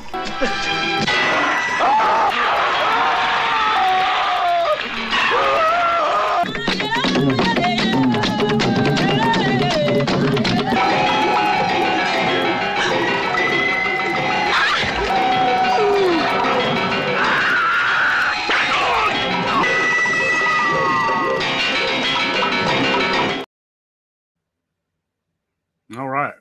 Yeah. That's the best I could do with the clips. So, you there?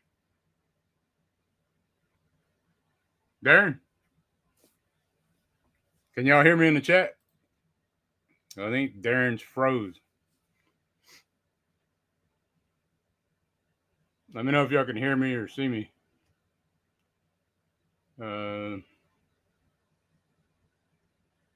Okay, yeah, Darren's froze. I wonder if his internet went out. Let's see. Okay. Anyway. But yeah, man, I'm going to wait a minute and see what we got going on in chat. Let's see. Yeah, CB. In CB, you see a turtle get mutilated. Oh, yeah. Yeah, oh, Cannibal Holocaust. Yeah, definitely. Let's see. Okay, cool. Yeah. I don't know what happened with Darren, man. I guess I can kind of go into it. So it's directed by Sergio Martino. It's written and directed by Sergio Martino. Producers, his brother, of course, Luciano Martino. And he did pretty much all of Sergio Martino's, produced all of his films. I didn't realize that he produced Eaten Alive, Umberto Lenzi's 1980 film. He produced Lenzi's Cannibal Ferox and Blast Fighter from Lamberto Bava. So that was kind of interesting. And he also produced, so that's the ones I had for him, and pretty much any Sergio Martino film. So cinematographers, Giancarlo Ferrando. He did camera work for All the Colors of the Dark, Your Vice is a Locked Room, and Only I Have the Key, Torso, Violent Professionals, The Visitor from 1974, Troll 2, and Iron Master, 1983, Suspicious Death of a Minor, 75. I thought this was an interesting title. I need to check out. And The Crows Will Dig Your Grave, 1971. That sounds killer. I've not seen it, but I do want to check it out. And he also did camera work for Monster Shark, 1984. Y'all have seen that one. But and then we got the score from Oliver Onions. Did a lot of stuff for Sergio Martino as well. Torso, High Crime, Violent Professionals, Violent Rome, which is a Lenzi film, Street Law, Blade in the Dark, The Big Racket. I think The Big Racket's Castellari, though, right?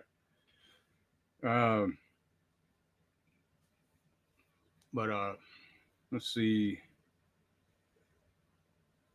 Let me see what's going on with Darren right quick before I go any further in here. I got my phone off, so y'all give me just a second. I'll be right back.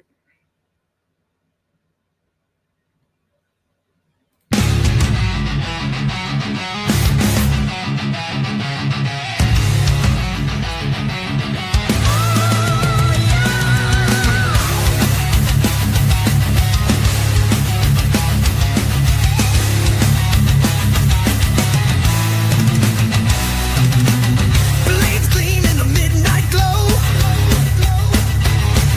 Friday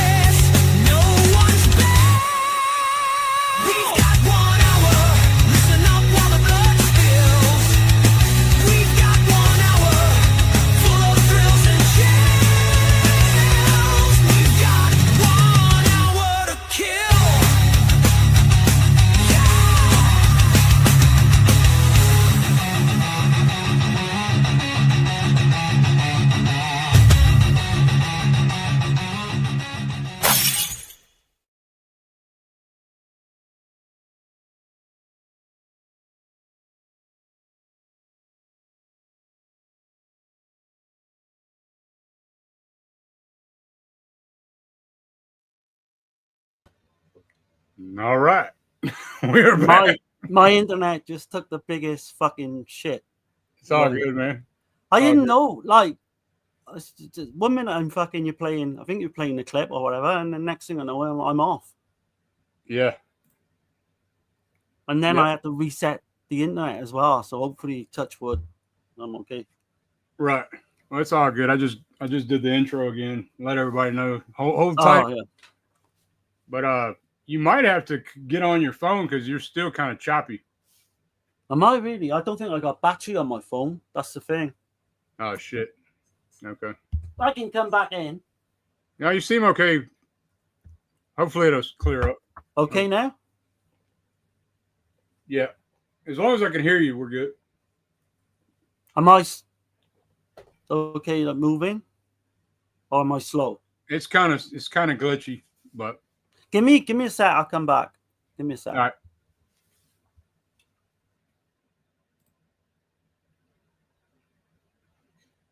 Interweb. So what's going on, everybody? Y'all ready for the week, upcoming week?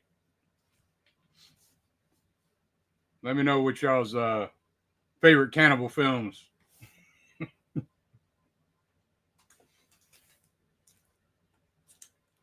I guess I could do this. I got a few pickups that I got. I can do that. Yeah, I did get some pickups. I got Young Cycle Girls from old Brian Goes Blue. Some Grindhouse goodness. I grabbed, let's see. All right, well, I got Baby Blood. Anyway, we're going to continue on. I was just trying to stall time a little bit. Any good now? It's about the same. Oh, shit. Maybe it's okay. Maybe we could work through it. Okay, see if it gets any better at the end of the next film. I can always try something else again. Yeah. Okay. I can always try and reset it. I kind of went through the cinematographer and went through the producer, Luciano Martino, Sergio Martino's brother. Okay, yeah.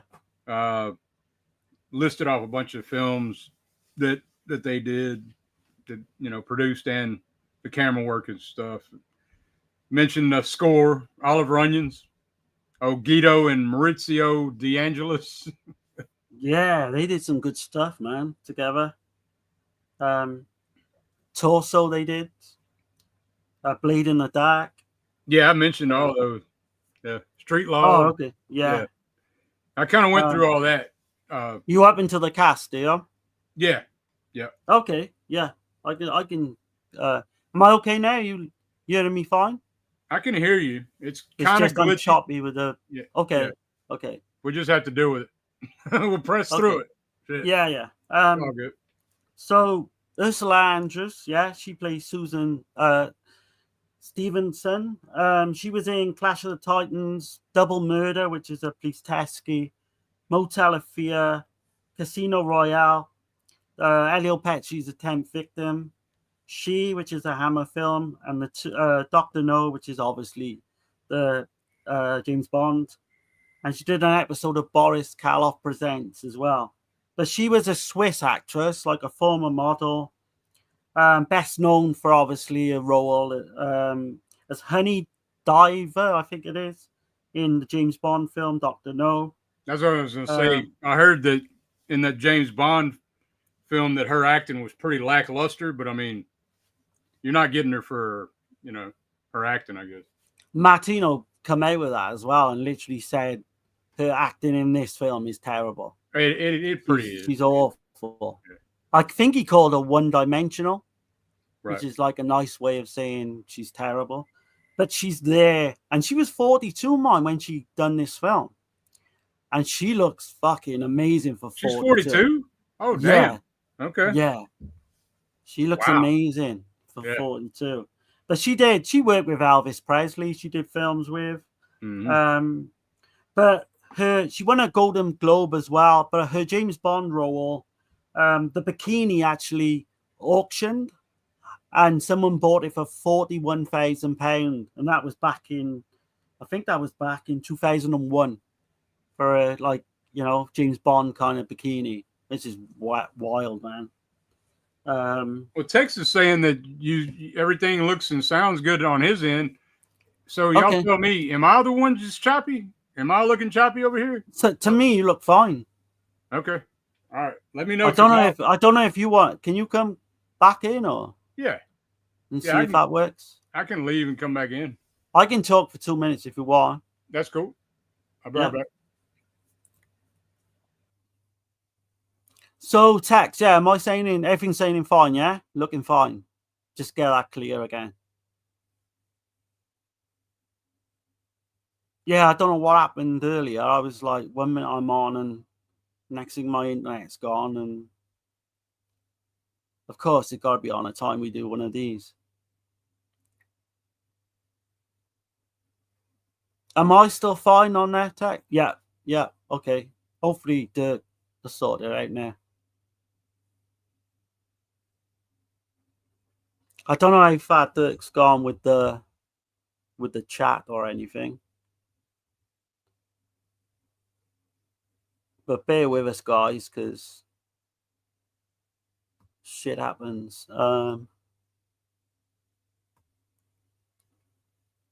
Yeah, I can see now Darren's frozen, they say.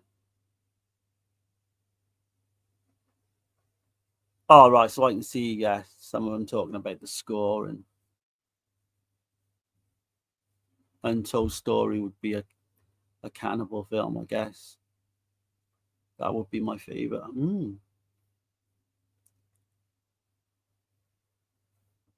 Tex, I would love to get Stephen Thrower on. I know he does. I've never asked him. I know he doesn't do a lot of like podcast shows and interviews, but yeah, he's one that he's on the list. There's a few. There's Eugenio Urcolani, I want to ask, Nathaniel Thompson. There's a guy called James Dave Parker. He's got an amazing YouTube channel, so I want to ask him on at some point as well. But yeah, just while Dirk's not here, we I think it's 3 or 4 weeks time we're going to be on John Grande's channel on like a round table, so keep a lookout for that. I think that's the 24th of July, where everyone will get like 2 topics and then they go through all the topics there. All right. You look and sound fine to me now. Okay. I was just making sure. I rebooted my computer. It must have been I must have fucked up the system or something, because they must have gone to you then. Yeah, no, I was just making sure. Yeah, I'm like you. I like to do it. I'd rather do it properly than choppy and shit. I hate all that shit. Yeah.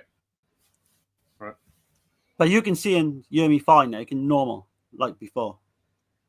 Yeah, it's still a little glitchy, but it's fine. Okay. Kind of reminds me of like the late 90s internet. Oh shit! Really? So...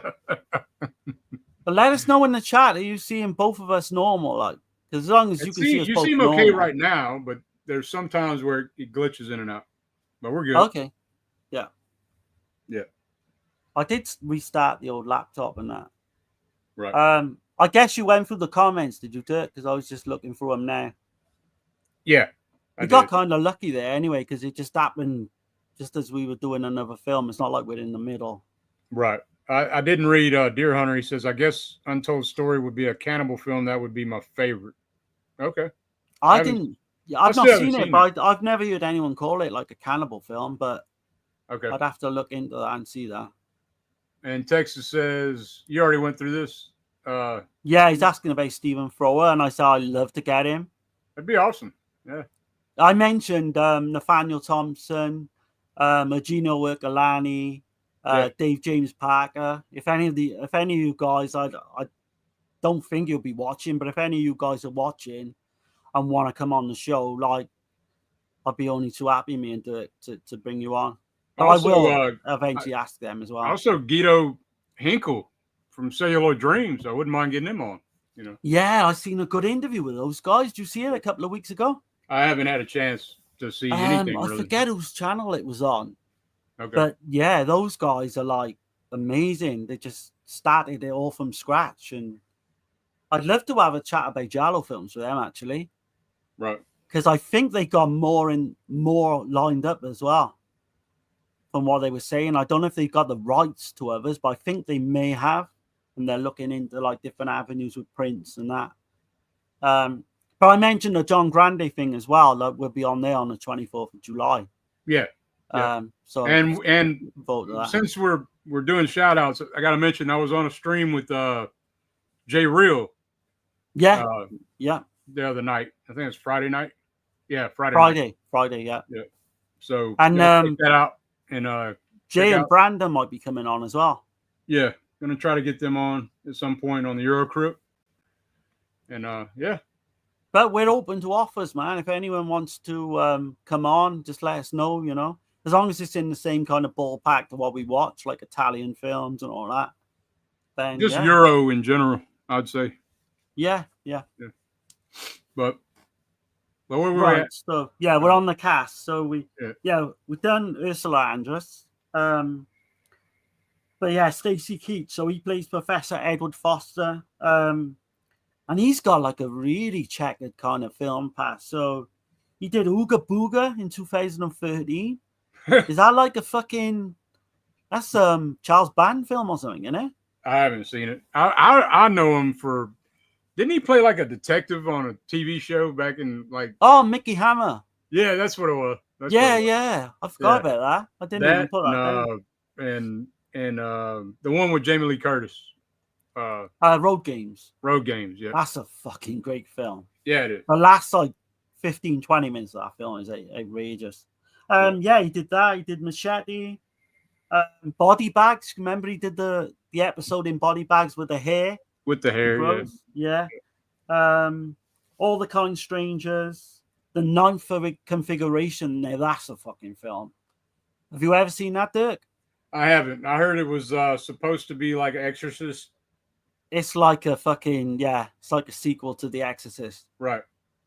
Is it like it might even be a prequel, but it's definitely it goes in line with like The Exorcist. I heard it was supposed to be like for part 2 or something. Yeah. So you could put that and Exorcist 3 in the same ballpark. Okay. But I wouldn't want to give anything away of that because it's got such a unique kind of storyline. Right. Claudio Casanelli plays Manello.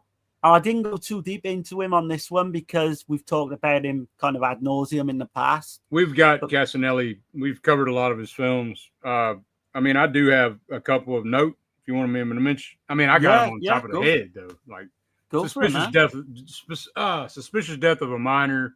Yeah, is a high recommend. I'd say. Definitely. What Have They Done to Your Daughters? That's my favorite, I think. You know, the one that he died in was Hands of Steel. Yeah. He's been in a ton of stuff though. He's pretty underrated. He would have been. I think he would have been a huge star. I really do. He would have, if he would have cracked America. What was the one he did with Barbara Bach that we covered on Dead End Drive-In? I think. Is it Island of the Fishman? Yeah. Island of the Fishman. That's fucking wild. That film. No, we did that on this one. We was covering Martino. Yeah. Oh, okay. Yeah. Oh, yeah. Because we got mixed up. We've done so many things now. But the cast in this, you got Antonio Mazzina plays Arthur Weiser, and he's this real fucking shit character. Like he's the brother of Andreas Urgis' character, and he plays this ratbag, man. He's terrible, but he's had a pretty good like kind of filmography. He did The Black Cat with Fulci. I was thinking though, he plays that role well, you know. Oh, he's like, brilliant, yeah. He's like he pisses me off. He pissed me off, so he was effective, you know. Like so. Yeah. So he plays kind of what the David Hess role would be, I guess. You know, but except a lot more wimpier. You know. Yeah. Oh, yeah. Fucking lot. Yeah, he was in The Big Racket as well, which we did. I can't remember him in that though. Can you? No, I don't remember. He was in that. He's in Colt 38 Special Squad, which we'll have coming up. Okay. In the years of lead. But yeah, that's about it in terms of top cast of this film. I mean, it's got a great cast. It really does. I mean, that's a top-notch cast. It got some really bad reviews. I'm just gonna go on. Sorry, go on. So go ahead. Say what you're gonna say. I was gonna say, I'm gonna flat out say, like, I found this like hugely entertaining. It is. I know it's not a great film. No, I it's can't not. argue that. The writing is Um, suspect a little bit. There's holes all in Yeah. it, you know. The animal violence is horrendous in this one. It's worse than Man from Deep River, I think. Yeah, definitely. Yeah. But with it, I found this is like 1 hour 42 minutes. But what I found about this one is it's more kind of, there's more action in this one, I think, than the last. And I think that's why, sounds sacrilege to say that I kind of like this one more than Man from Deep River. But yeah, I don't know about that now on second watch, but I do like this one. It's entertaining. There's a couple things though, like since we're going through the whole film, like we'll get to it, but there's one thing in particular that really bugs the shit out of me toward the end of the film. So it's like, yeah, you'll have to tell. Yeah, I'm not even sure. Right. But no, so Popcorn Pictures gave it a 4 out of 10, and they said it was a standard cannibal exploitation film. That's what the rating. I mean, the review they gave. There was Monthly Film Bulletin called it a spiced up dish of leftovers, but the location gave it authenticity. Okay, I'm not sure I agree with that, but yeah. But it does feel like a hodgepodge of other cannibal films, so like in a way, like it is. It's like it's one of like Dario Argento when he does like Phenomena. He just puts everything in there. That's what this is really. Yeah, and then All Movie gave it said it's a graphic and unpleasant film with all the nauseous trademarks intact, gratuitous violence, real life atrocities committed against live animals, and an uncomfortably imperialistic attitude towards underprivileged people. Yeah, all of the above and fucking more, I would say. Yeah. It's weird. It's got like a weird vibe to it because it's like a jungle adventure, and then you've got the really bad acting of Ursula Andress. Like, do you know what I mean? And you put all the kind of animal violence in there, and some of like the plot points where the plot twists take a turn are kind of ridiculous in a way. But for all that, I was sat there for like 100 minutes and kind of really enjoyed it. I don't know if that says more about me, but so Ursula Andress, they pretty much cast her as Susan because they thought she was going to be like a major draw. One of the things as well, she was willing to go completely nude, which she does in one scene, I think maybe 2 scenes. Martino called her fearless, but she was one-dimensional in her performance, which is, can't argue with that. He said Stacy Keach actually was really well-educated and very kind person. You can kind of tell. Professional. You can kind of tell. Like, anytime I've seen him in any role, like he's on it. You know? Oh yeah, they said he was professional. He was there. You know, all the lines were kind of done and remembered and all that. This was banned in the UK until 2001. Yeah, it was. That's pretty much on that version. I think that I've got like another like 50 pack with this on, and that's like an 80-minute version. I think it is. So all the animal violence, from what I hear, is cut out of them. And Martino added extra cannibal orgy footage to distract the Italian censors from the other violence and sexual content. So they would cut that out and leave other shit in, basically, right? Like a little bit of a trick. So he had like big orgies going on and shit, like oh shit, man. yeah, that'll work, man. Yeah. They said the actual production was really fucking harsh. The conditions, like. So it was 35 degrees, so it was like 95% humidity. There was leeches, there was local wasps that would turn up. Pretty much, you think about hell on earth when you're trying to make a film, and that's what this was. But Martino actually said he was very surprised by how resilient Andress was. she would, she would do anything and everything. She even has a fucking real life python put on her at one point. Yeah. And they were all shitting themselves. That's a big ass snake. Crew. That's a big ass python too. So they had the handler was there, but fuck me, man. So they put this python on her for real. All the cast and the crew are shitting themselves because this could go wrong at any minute. Yeah. And then Casanelli, him in the film, right? He deals with snakes and he's clearly doing it himself. You've got the one scene with the hat early on and he's fucking holding these big snakes and all that. Yeah. And I do know he was kind of a stuntman at one point as well, wasn't he? Not just an actor. But fair play to Casanelli, man. He does all this shit. All of the actors do all the shit themselves in this. So you've got to give him that. That's like a plus. Yeah. I mean, I don't mind the way the film's made. It's the writing of this film. Man, I can't argue the writing's good because it's not. Because I mean, I guess we'll keep going through the film, but I'm dying to tell you what it is. It's like, yeah, that's what. Yeah, I mean, you could say no. We can still go for the film. So there's a plot point. Like, well, that's why I was trying to find a spoiler button. Let me find that shit. Make sure. Yeah. Where the fuck's it at? Damn it. All right, here we go.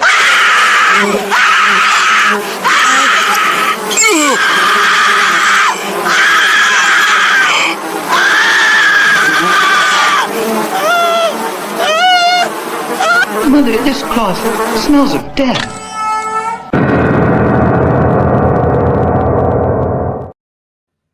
All right. So there's a plot point like with the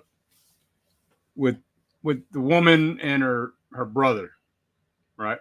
Yeah. Where they're going here to find her long lost husband that's an anthropologist, and they'll do anything they can to make sure they can find him.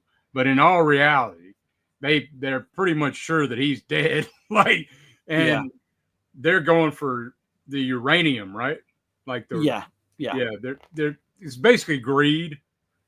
And that's what I didn't understand. Like, we're going through all this bullshit, and then when it gets to that part, then she's all turns into a fucking James Bond villain. Right. Yeah. And then some other fucking crazy shit happens where her and Casanelli's character gets captured.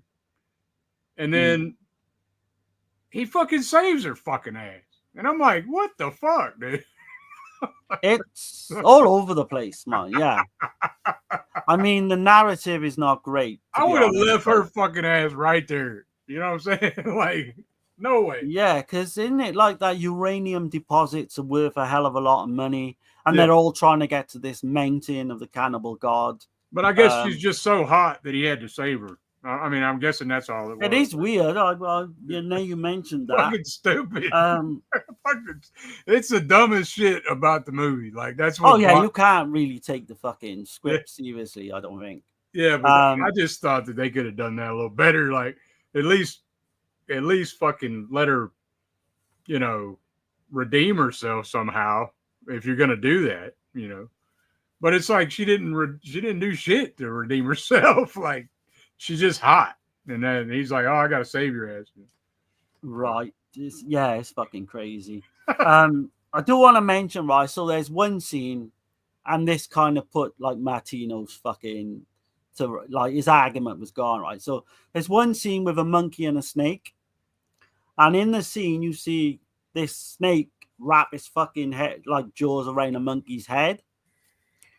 But what's so funny about that scene is, or not funny, I guess, but what they did is they found different footage of that scene, and where they actually chucked the fucking monkey to the snake, that was actually caught on film, like in one of the fucking deleted footage. Or that's what they did in a lot of these films. They set these animals up, Martino like mildly regretted it, but he didn't really, he wasn't all sorrowful and shit about all the animal violence in his film. Yeah. Which I was surprised. I thought, just take it like a man and just say, look, I did the wrong thing at the time. But no, that scene is fucking horrendous, man. But in terms of the plot, I mean, we could go through the opening and then see how we go from there. But so we pretty much like the opening credits, we see all the jungle kind of wildlife, then we're leading up to this mountain. And you get like a crocodile early on attacks this fucking turtle. And you got like an iguana fucking crocodile square up to each other. But did you realize some of the crocodile shots in this were fake? You can tell, a few of them. Yeah, like just the scene with the dude getting his arm ripped off and shit. Yeah. Which is kind of hokey. It does look kind of hokey. But you've got New Guinea. It's perhaps the last region on Earth which still contains immense unexplored areas, shrouded in mystery, where life has remained at its primordial level. Today, on the dawn of the space age, it seems unimaginable that only 20 hours flight from London, there still exists such a wild and contaminated world. The story bears witness to that. It does. I mean, that sets it up. It's almost set up like any other cannibal film,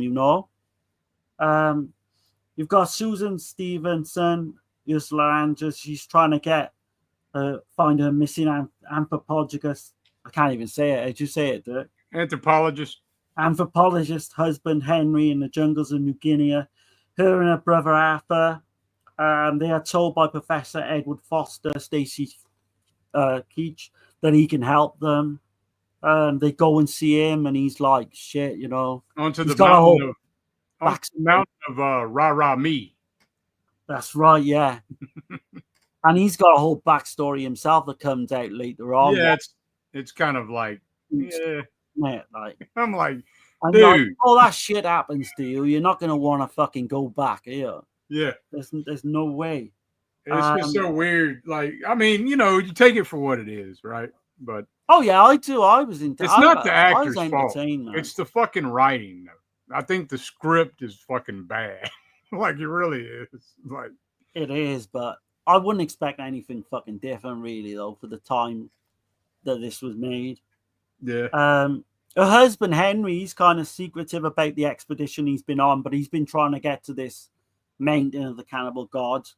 Professor Foster thinks he knows why he was going there, but he never says. He disappeared in the Marabata jungle, the island of Rocker, and the mountain Rarami is probably where he was heading, like Dirk said. And then it's rumored to be cursed and home to a cannibalistic tribe. So yeah, let's go there. Right, and this place, almost anyone on the planet can't even get to this place. It's so dense, the jungle. Right. Yet Ursula Andress seems to fucking do it. And Stacy Keach almost does it until he fucks his leg up at one point.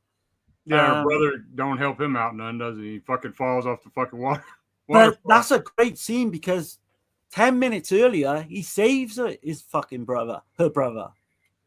Yeah. The same, he fucking Professor fucking Foster saves her brother, and then that fucking scene is crazy, man. But like you say, there's a big curse. They head out, 3 of them head out, and they got this guide, I think, or these guides to help them. Early on, you see that big poisonous spider attack Susan or goes to attack her. And that's like a fucking bad omen, obviously, early on in the trip. I think they cut it open, didn't they, with a knife or something? Yeah. I don't know. That looked real to me. It is real. Yeah, it looked. There was critics complaining about it. Oh, okay. Yeah, fuck me, man. I don't know, man. I'll kill a fucking spider, though. I don't care. Oh man, of course you would. If it's gonna affect you, yeah. I see black widows every now and then. I gotta kill them, So. But we don't get them here, so we just get house spiders. But yeah, that brother's the biggest piece of shit, man. Arthur is his character. He flips out when he sees a helicopter early on as well, because I think he wants to go. I think at one point, And then that Professor Foster just starts beating him. Then he beats the shit out of him. And that's where you get all the natives. They kind of like all the who were with them to help them. They all flee then in some way. But yeah, you know early on, man, what you're getting yourself into. Especially when they end up on this island as well. And they find all these dead bodies. They find like Henry's knife, the husband who's gone missing, his knife. And that's where you get the snake that attacks the fucking monkey. And I get the Indiana Jones vibes in this movie. Like fucking I'm sure that's got a lot to do with it as well. Like the Temple of Doom. Yeah. Was that out of this time? Probably. I think this came before Temple of Doom. But I get those vibes on this movie. Like with the cannibal tribe and shit. The way they act. Yeah. So we got that cannibal tribe then, you know, and they all wear these weird masks, don't they? Yeah. But like one of their natives who are helping them goes missing after he sees one of these fucking tribe members with a mask. And then a lot of it, they're just building fucking rafts and shit across rivers. They're going through dense jungle. It's not overly exciting, I guess. In between, you've got all the stuff with the animal violence. The alligator, like you mentioned, or crocodile grabs that fucking crew member. Yeah. Crocodile, and it just looks totally fucking fake. But yeah, you've got one of the tribe then, he gets caught, like one of the helpers, I should say, gets caught in like this fucking animal trap. You get another one, he runs away when he sees that and he gets decapitated. But then you get these three, or certainly two of them, no, three of them, obviously, because you've got the brother as well, but they come across Manello, and that's Claudio Castanelli's character. He pretty much saves her, doesn't he, straight away? Like, so there's kind of a bond between them, you can see early on. Yeah, but it gets weird. It does. He's been staying at this missionary camp. All that shit's weird where you've got the leader kind of, and he already knows Professor fucking Foster at this point. Yeah. And there's this big secret of why Professor Foster was fucking, like, you know, there years earlier. And it all comes out that he was fucking, is it implied that he was raped? But he certainly kept captive and he had to eat fucking human flesh and shit. And I don't think he was raped. I just think he was just. But he went through a lot of shit, though, didn't he? He just traumatized from having to do the shit that they do, that the cannibal tribe did. Yeah. So that was 6 years previous, wasn't it? So the tribe is called the Puka tribe, and they're like the evil kind of bastards of like all the fucking jungle in a way. They're kind of like they just stop at nothing to kill people, decapitate people, and all that. Right. And they are the cannibals. That's where you get the cannibals really from in this film. You do get Ursula Andress topless. No one seen, so I can't knock Lan. She looks amazing for her age. But yeah, I don't know too much where we can go about this, but yeah, I mean it's not a whole. It's hard to talk about this one actually. I'm just looking now. I've got a few pages, but like you say, there's not much really on the bone in terms of plot. This is Martino wrote. He wrote and directed this, so like that's what was disappointing to me. It was like because he's written other things that were way better, man. So. Oh, that's right. The backstory with Professor Foster is he was attacked 6 years ago by this tribe, and him and this young boy, they stayed with them, and they were, like you say, they were turned into cannibals, and pretty much like lots of emotional, mental fucking scarring, and yeah, he has a whole fucking mental snap with Manolo in one scene, and he's fucking crying, and he's like fucking talking about eating fucking human flesh and shit. You're like, I'm like, did they really just go here with that shit? Like, oh man, they fucking go there, man. Big time. Just some of that shit, man. I don't know. I had to laugh at the leader of the missionary as well, and he's like, fucking Professor Foster walks in, he's like, yeah, all right. As if we fucking know each other. How you doing, buddy? As if you're just passing someone on the street or whatever. Like. Right. And they're like, 6 years ago, like in the middle of fucking nowhere, It is crazy. But then you get all the shit with him and he hurts Then you his get leg, some doesn't he? sex ritual shit going on with the tribe at night. This one native girl keeps winking at Arthur and shit. And Oh, yeah. and then the fucking cannibal tribe comes in and fucking kills her ass while they're getting it on. Like, that's fucking crazy, man. yeah, that scene's good. It's got some good stuff in it, man. I ain't gonna say it's not entertaining, but it's really hard to talk about that. I think it's because so you've got the crocodile eating a lizard. I think that was real, wasn't it? And you've got like an iguana eating a snake, which is real. Yeah. Did you realize as well? So they're doing the waterfall scene towards the end, and Stacy Keach's character's got a bad leg, and he's trying to get up the water. They're all getting up this waterfall because on the other side is this mountain. They did that with no fucking nets. No, it wasn't. He literally had to do that with no safety involved. And then when they asked Martino about the safety, he said, "Well, we didn't have the money to put safety nets in or anything." So if he fucking falls, there's a good chance he could fucking die on camera. right. And I guess that's why you get the likes of Hands of Steel, where back in the day, people just died on these movie sets, which you wouldn't get today, of course. Right. So safety was gone. Animal violence was ramped up to 10, I would say. Maybe not quite as bad as Holocaust. You get a near rape scene. You do, yeah. They're all fucking in there, man. Anything involving all these cannibal films that come earlier, is all thrown into it. Needless to say, like Dirk said, they do make it eventually to the end. Professor Foster does die before that, though. So you've got the brother and the sister, and you've got Manello. And then the whole fucking, like you say, the uranium fucking deposits. Man, that don't fit the film. It don't. It's just the storyline just doesn't fit with it. Don't what fit how seen. The way her whole demeanor is this whole time, and then she just turns into this fucking villain, and then it's like you're like, what? And then she just changes back when she gets captured. Yeah. So and Manello is like he kind of just he forgot about that shit. Like, I mean, they pulled a gun on him at one point. What the fuck? And it's weird as well. So when they're captured by this tribe towards the end, this tribe has found a photograph of her and her husband, the guy who's gone missing, and they've got his dead body where they worship. And they got some kind of Geiger counter, which they think is actually his heart. It's like his it's metal detector or some shit, yeah, right? Yeah, like they think it's his heart is ticking and shit. And they're like worshiping him.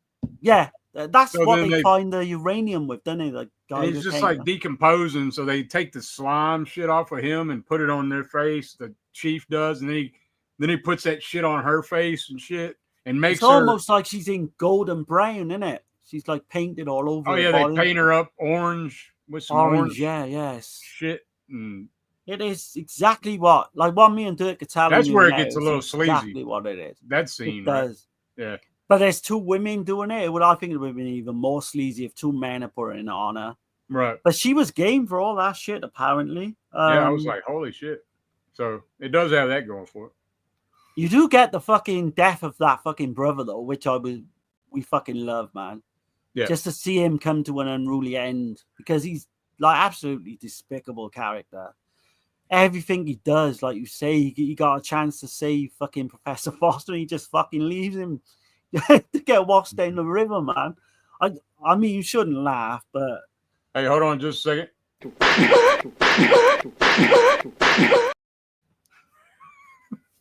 I had to get it in there somewhere. Yeah. What about the ship with the killer dwarf at the end as well?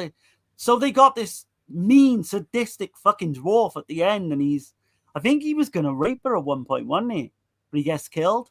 Oh, no, he's torturing Manello. Yeah, but wasn't he going to rape Ursula Andress' character as well? The dwarf wasn't. There was another guy, another cannibal. Oh, was there another guy? Okay, yeah. And they fucking killed him, didn't they? That's right. Yeah, but he kills the fucking dwarf. He kicks him and fucking busts his head on the fucking rock. That was not meant to be funny, but it was.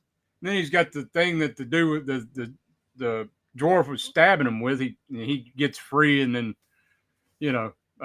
that's a weird. So the dwarf is like he's trying to almost stab him, but almost play with him a little bit. He's torturing him. And and he's like he's fucking this really sadistic looking dwarf as well. He's like really weird in the face.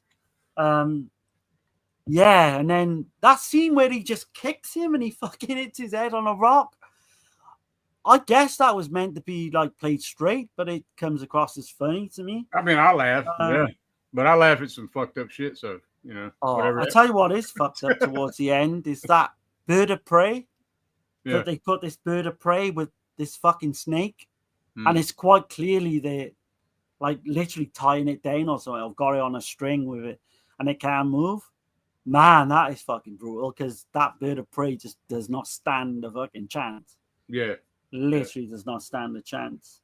But yeah, I don't know, man. I mean, for all the parts of it being like weird and like as far as entertaining, it's very entertaining. The writing kind of pissed me off though. There's only a couple things they had to do, and it would have been a great film. But but for me, I got to give it a 5 out of 10. It's okay. I'm a bit higher. Yeah. I did go a 7. I know people might be fucking. I would give it a higher rating if they'd have just changed a couple things with the writing. Like it was simple. Like I don't know why those decisions were made because it makes the film like stupid. Like. But I think I watched it on a stupid level though, because I had heard of it before and I had heard it is totally fucking bonkers. So I think that kind of helped with my first viewing. Yeah. The whole ending as well, where it just fucking washed downstream on this fucking log. Yeah, that's what I'm saying. Like it's like all the and he's escaping with this bitch that was going to kill him earlier. I was going to kill him, yeah. Yeah, so I don't know. And he's like, he's not in it for the money or any of the uranium deposit. I guess she's just that hot that he's just like, fuck it, What happened with that? Because she obviously didn't get any of those uranium deposits. Is she going to go back? Oh, well, I don't fucking know. I doubt it. It ends open-ended. She's probably glad to get her life back, But yeah, there's that, I guess. And not to get raped by cannibal tribe. So it is completely bonkers, all of the above that we've just fucking mentioned. But I mean, I would give it like a loose recommend, like a low recommend. If you think this is going to be up your kind of street, then if you're into cannibal films, I would recommend it. It's better than a lot of them, but it's also worse than a lot of them too. So I was going to say that was high praise actually for Dirk Lenzi. But it's a 5 out of 10. So, yeah, it can go both ways. Yeah, absolutely. But yeah. So, fuck, man. Yeah. Amazingly, I've got that higher than the first one, so you can fucking shoot me now. I think. Yeah, that's kind of crazy. I'm sure that's gonna change in time. Right. But Janetto De Rossi did do the effects. I want to say as well. Lots of like pig intestines they were using and latex and all that. All that looks great. All the effects and stuff looks really solid. What do you think about the soundtrack? Because it does not go with the fucking film at all. No. It's like this kind of tribal percussion, like orchestral themes. And yeah, like, I don't know, it's less melodic. I was reading in Choi's book, less melodic of like the ones that come before. But it just doesn't go. It really doesn't go. And in terms of safety as well, like extras on set were fucking fainting. Like Martino had no kind of real. Everything that was going on like was out of Martino's kind of fucking. What's the word I'm looking for? He was in charge of everything. Yeah, he was. Yeah, no control. Really. Control. Yeah. So there's all that shit as well. But yeah, man, I'm glad we're going to be coming on the favorite. Yeah, man. Now this next one is an awesome ass film. I love this last film that I'm glad we're covering it last. I knew me and Dirk are gonna like unite on this one, to be honest. So I got the the Kino. We got the Kino Lorber. 4K. That's the one I need. I've not even got this on Blue, by the way. I've got it on DVD. But I mean, they had the Blu-ray, and I did have the Blu-ray, but I sold it when this thing come up. So that's a nice cover, man. Yeah, that's the original artwork, in it, where you see the scene with the hole in the stomach. Yeah, well, it's like it shows like the two eating meat or whatever. You see it? Oh yeah. Okay, yeah. But yeah, it's. I got a clip though. It's probably the longest clip, and I actually got yeah, it's the longest clip I got. But here we go.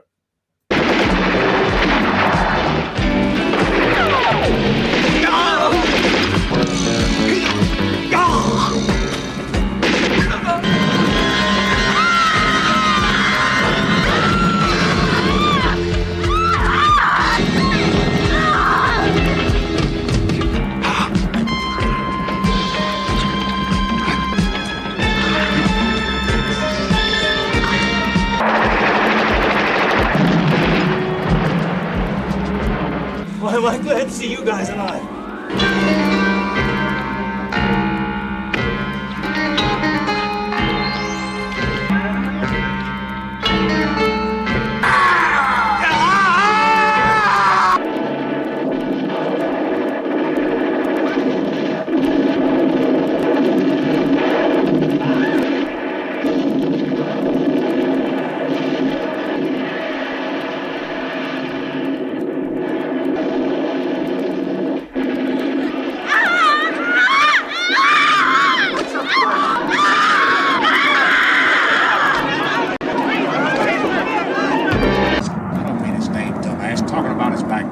Subversive, a queer, a black, or commie, or a Muslim fanatic? What the hell is this? Vietnam vet.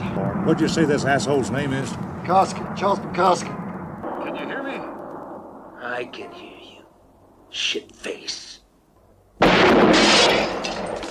Son of a bitch.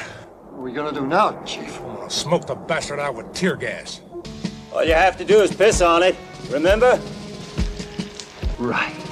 Just piss on it. Oh my God, son, put it down. Cannibalism. Hey, Captain! Remember me? It's Tommy! Humpy ass bastard! Remember these choppers? Ah! Helen, what do you want? Oh, I know what you want, honey.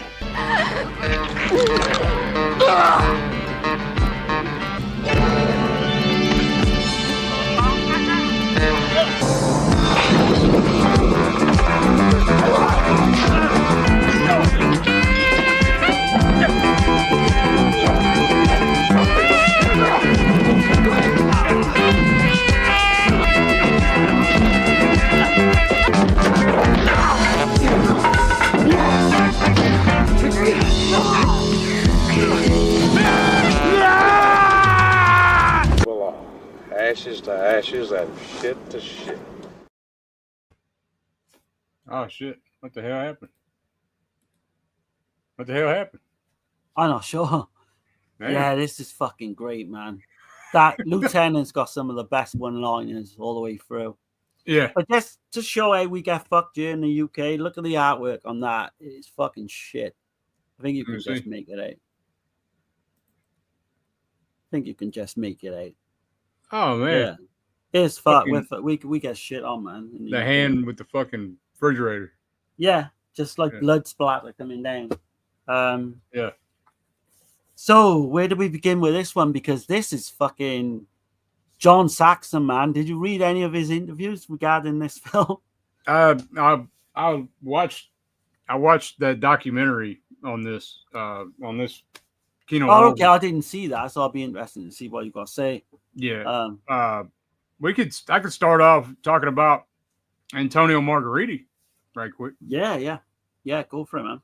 Okay, so this is Cannibal Apocalypse 1980, also known as Invasion of the Flesh Hunters, which I don't agree with that one. I don't like that one too much. I like Cannibal Apocalypse.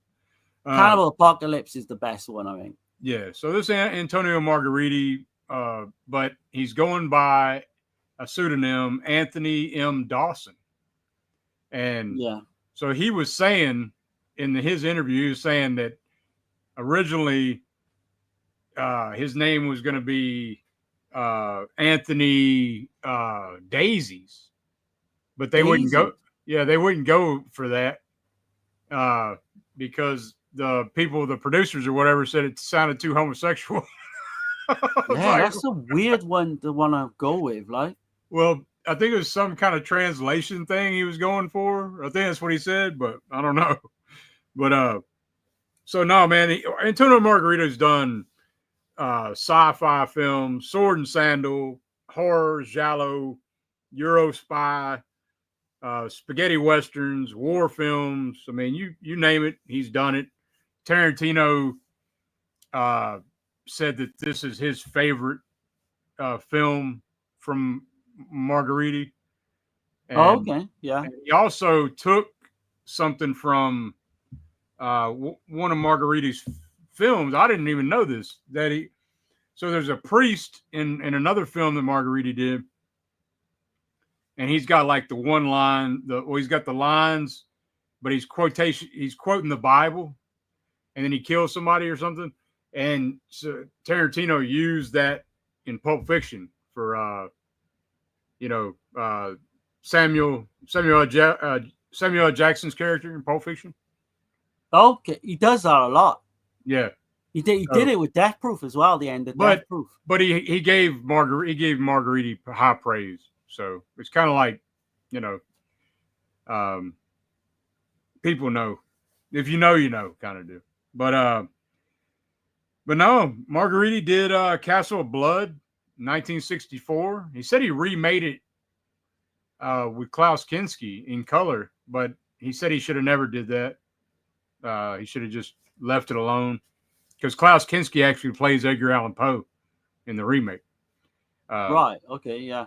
So he did The Long Hair of Death and God Said to Cain, which is an amazing film. I really like that film a lot. It's got like this dark, I know it's a Western, but it's got this dark tone throughout the film. It's almost like a vengeance kind of film, but it's very dark. Like, I don't know, I can't put it across better than that. But he did Web of the Spider, 1971. 7 Deaths in a Cat's Eyes. And House of a Thousand Pleasures, a sexy comedy with Barbara Boucher. Yeah, I wouldn't mind seeing that one, actually. 1973. So, yeah. He did Naked You Die as well, but on IMDb it's under its Italian title. Okay, yeah. So that's a decent giallo too. Yeah, he's like regarded as one of the greats, I think, Margheriti. He's kind of like, he come along, I think, a little bit before like Argento and Fulci, and well, maybe the same time as Fulci, but certainly Martino. But he was there like literally in the early 60s. I think he did stuff in the 50s too. Right. And then I guess we can move on to producer Edmondo Amati. Yeah. Produced films like Strange Shadows in an Empty Room. Oh, man. 76. Lucio Fulci's For the Apocalypse, 1975, which that's a 10 out of 10 film for me. It really is. I love that damn movie. And then he also did the masterpiece Dominion, the prequel to The Exorcist in 2005. Okay, it went, yeah. Oh, so he did the second version of that, because there's 2 versions, isn't there? Yeah, not the beginning. Oh, right, okay. But Dominion. Dominion's the worst one, I think. Yes, the Nazi version. Right? Yeah, they're both boring as shit, anyway. Yeah. And then we got the cinematographer, Fernando Arribas. He's got 113 film credits. A lot of Spanish film, but only ones I noticed that I recognized was The Killer Is Not Alone, which I haven't seen yet, but I do have that released. It's not the best, but yeah. And then he did Death Walks at Midnight and Death Walks on High Heels. Yeah. Yeah. He did do Violent Bloodbath as well, which was in one of those sets, the Spanish sets we got. Okay, I saw that, but I wasn't. You weren't was sure it was thinking- that film. Yeah, I didn't want to. He did his version of 10 Little Indians in 1974, The Violation of the Bitch in 1978, School Killer in 2001 with Paul Nashi. But yeah, the two main ones. And he did the Blood Splattered Pride as well, which is that's supposed to be a good one. Okay. But just those two Death Walks films, like he's up there for me just because of them. Definitely, man. Yeah, and they're real trippy kind of too, right? In a way. Yeah, they're fucking well made. They're like, but they're really like trippy, kind of psychedelic kind of shit going on. Well, yeah, they are. Yeah, the two kind of storylines differ as well, but they do go together in a way. So I think Susan Scott's in both of them, isn't she? Yep. You got Frank Wolf in one of them. Yeah, you have. Yeah, another one that died sadly, fucking suicide, wasn't it? Yeah. You got anything on Dadano Sacchetti? Because there's just way too fucking much on that guy to write. Or you mean Jimmy Gold? Oh, that was his alias. Was That's his pseudonym for this film. And Jimmy Gould. Jimmy Gould. And so Dardano, man, I just there's too many films to name. So what I did was I went ahead and just named some directors he worked for. Yeah, that'll work, man. So you got, he did shit for Argento, Mario Bava, Lucio Fulci, Lamberto Bava, Umberto Lenzi, Sergio Martino, and Diodato and Damiani. So pretty much everyone, I'd say. Yeah, that's at the time. But he probably did the most for Mario Bava and Fulci. Yeah. His big one was right in Zombie 2, wasn't it? I think that was like his biggest film, I think. With his wife, right? I believe. Yeah, Lisa Briganti, I think her name is. Yeah, she never gets mentioned with him, and I want to make sure she does. But it's with Fulci though, they had that whole spat back and forth, but they did. Yeah, I think that Chetty it's kind of hard to get on with because I think everyone fell out with him. I think Argento did as well. I'm pretty sure he did. But his first credit for a film was Cat of Nine Tails with Dario Argento. Yeah. I don't think they worked much together later on. Right. But what a cast, man, you've got in this. Yeah. You've got John Saxon, he plays Norman Hopper. I've got some of his credits down here, but I can't go through all of them. But End of the Dragon, 1973. That was a big title at the time, wasn't it? Oh, dude. When I was growing up, I watched that shit all the time. I did, man. I've never seen it, but it was always in the video stores and shit. Well, I'm just saying, maybe without that film, that maybe there's not mixed martial arts. Yeah. I've heard it's that kind of infamous, isn't it? It probably started it all. Yeah, because you got all these different fighting styles coming to this island to fight in this tournament, Oh, okay. Yeah. And it's kind of like, the first mixed martial arts kind of kickboxer and stuff like that. Fighting a wrestler and shit like that, Different styles of martial arts. Can you remember if John Saxon got a big part in that? John Saxon got a big part in that. It's a notable role, It's okay. He's in a couple fights. Him and Bruce Lee, and I'm blanking on the other guy. If Tex is still in here, he'd probably know the black guy that's in there with them. But yeah. So you just look at his credits, man. So you've got some of the lesser ones as well, but he did Pelts, a TV episode, with Dario Argento. Wes Craven's New Nightmare. You've got to mention the Nightmare films, but he did 3 of them. Big one for me is Tenebrae. He did No Hands of Steel. Yeah, The Girl Who Knew Too Much is another big one. And of course, Black Christmas, you can't mention him without mentioning that. You got to mention Nightmare Beach. Oh, shit. And weirdly enough, he did Blood Beach as well. So he did the 2 beach films. Black Christmas. You know? Oh fuck, man, yeah. So he was born in Brooklyn, New York, to Italian American parents. He began his career as a contract actor for Universal Pictures. He won a 1958 Golden Globe for Most Promising Newcomer. He was fluent in Italian, obviously. He worked extensively in Italy and also did lots of TV work. Literally, some of the TV work he did The $6 Million Man, which was massive when I was young. Yeah, The I Bionic Woman. Mm-hmm. And he even did Dynasty or Dynasty. I don't know how you pronounce it in America. Dynasty, yeah. And he sadly died of pneumonia back in 2020. But he's up there as one of my favorite actors of all time. The cast is superb, like, because they just keep coming, you know. On a lesser note, you got Elizabeth Turner. She plays Jane Hopper. She was in The Psychic. She was in Diodato's Waves of Lust and Beyond the Door. So, you know, she did a few things. The big one for me is Giovanni Lamberto Radici plays Charlie Bitzkowski. Yeah.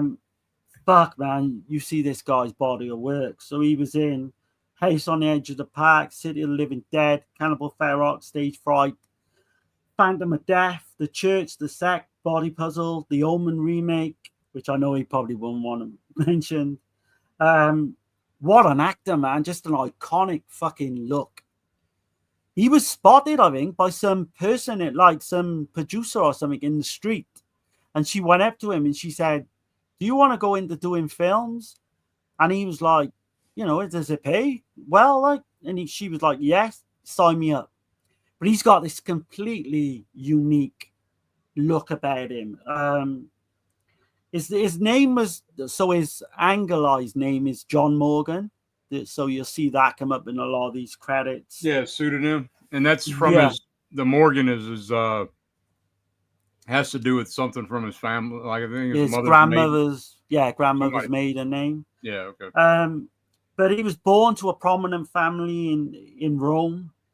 And you wouldn't have thought so, the way he ended his life, because I had him on Facebook and he was very much down on his luck, didn't have no money. He was very kind of into his dog. He was living with his dog at the time and that. But what's interesting about him, he was kind of a well-known homosexual, but he did get married back in the 80s, I believe, and did have a child as well, which is not widely known, I don't think. Whether he could well have been bisexual, I'm not sure. But I know he was heavily kind of leaned towards like the male gender later on in his life. You got Cienza Di Caroles, who plays Mary, and she's interesting. Because do you remember the little girl in fucking The Cat of Nine Tails?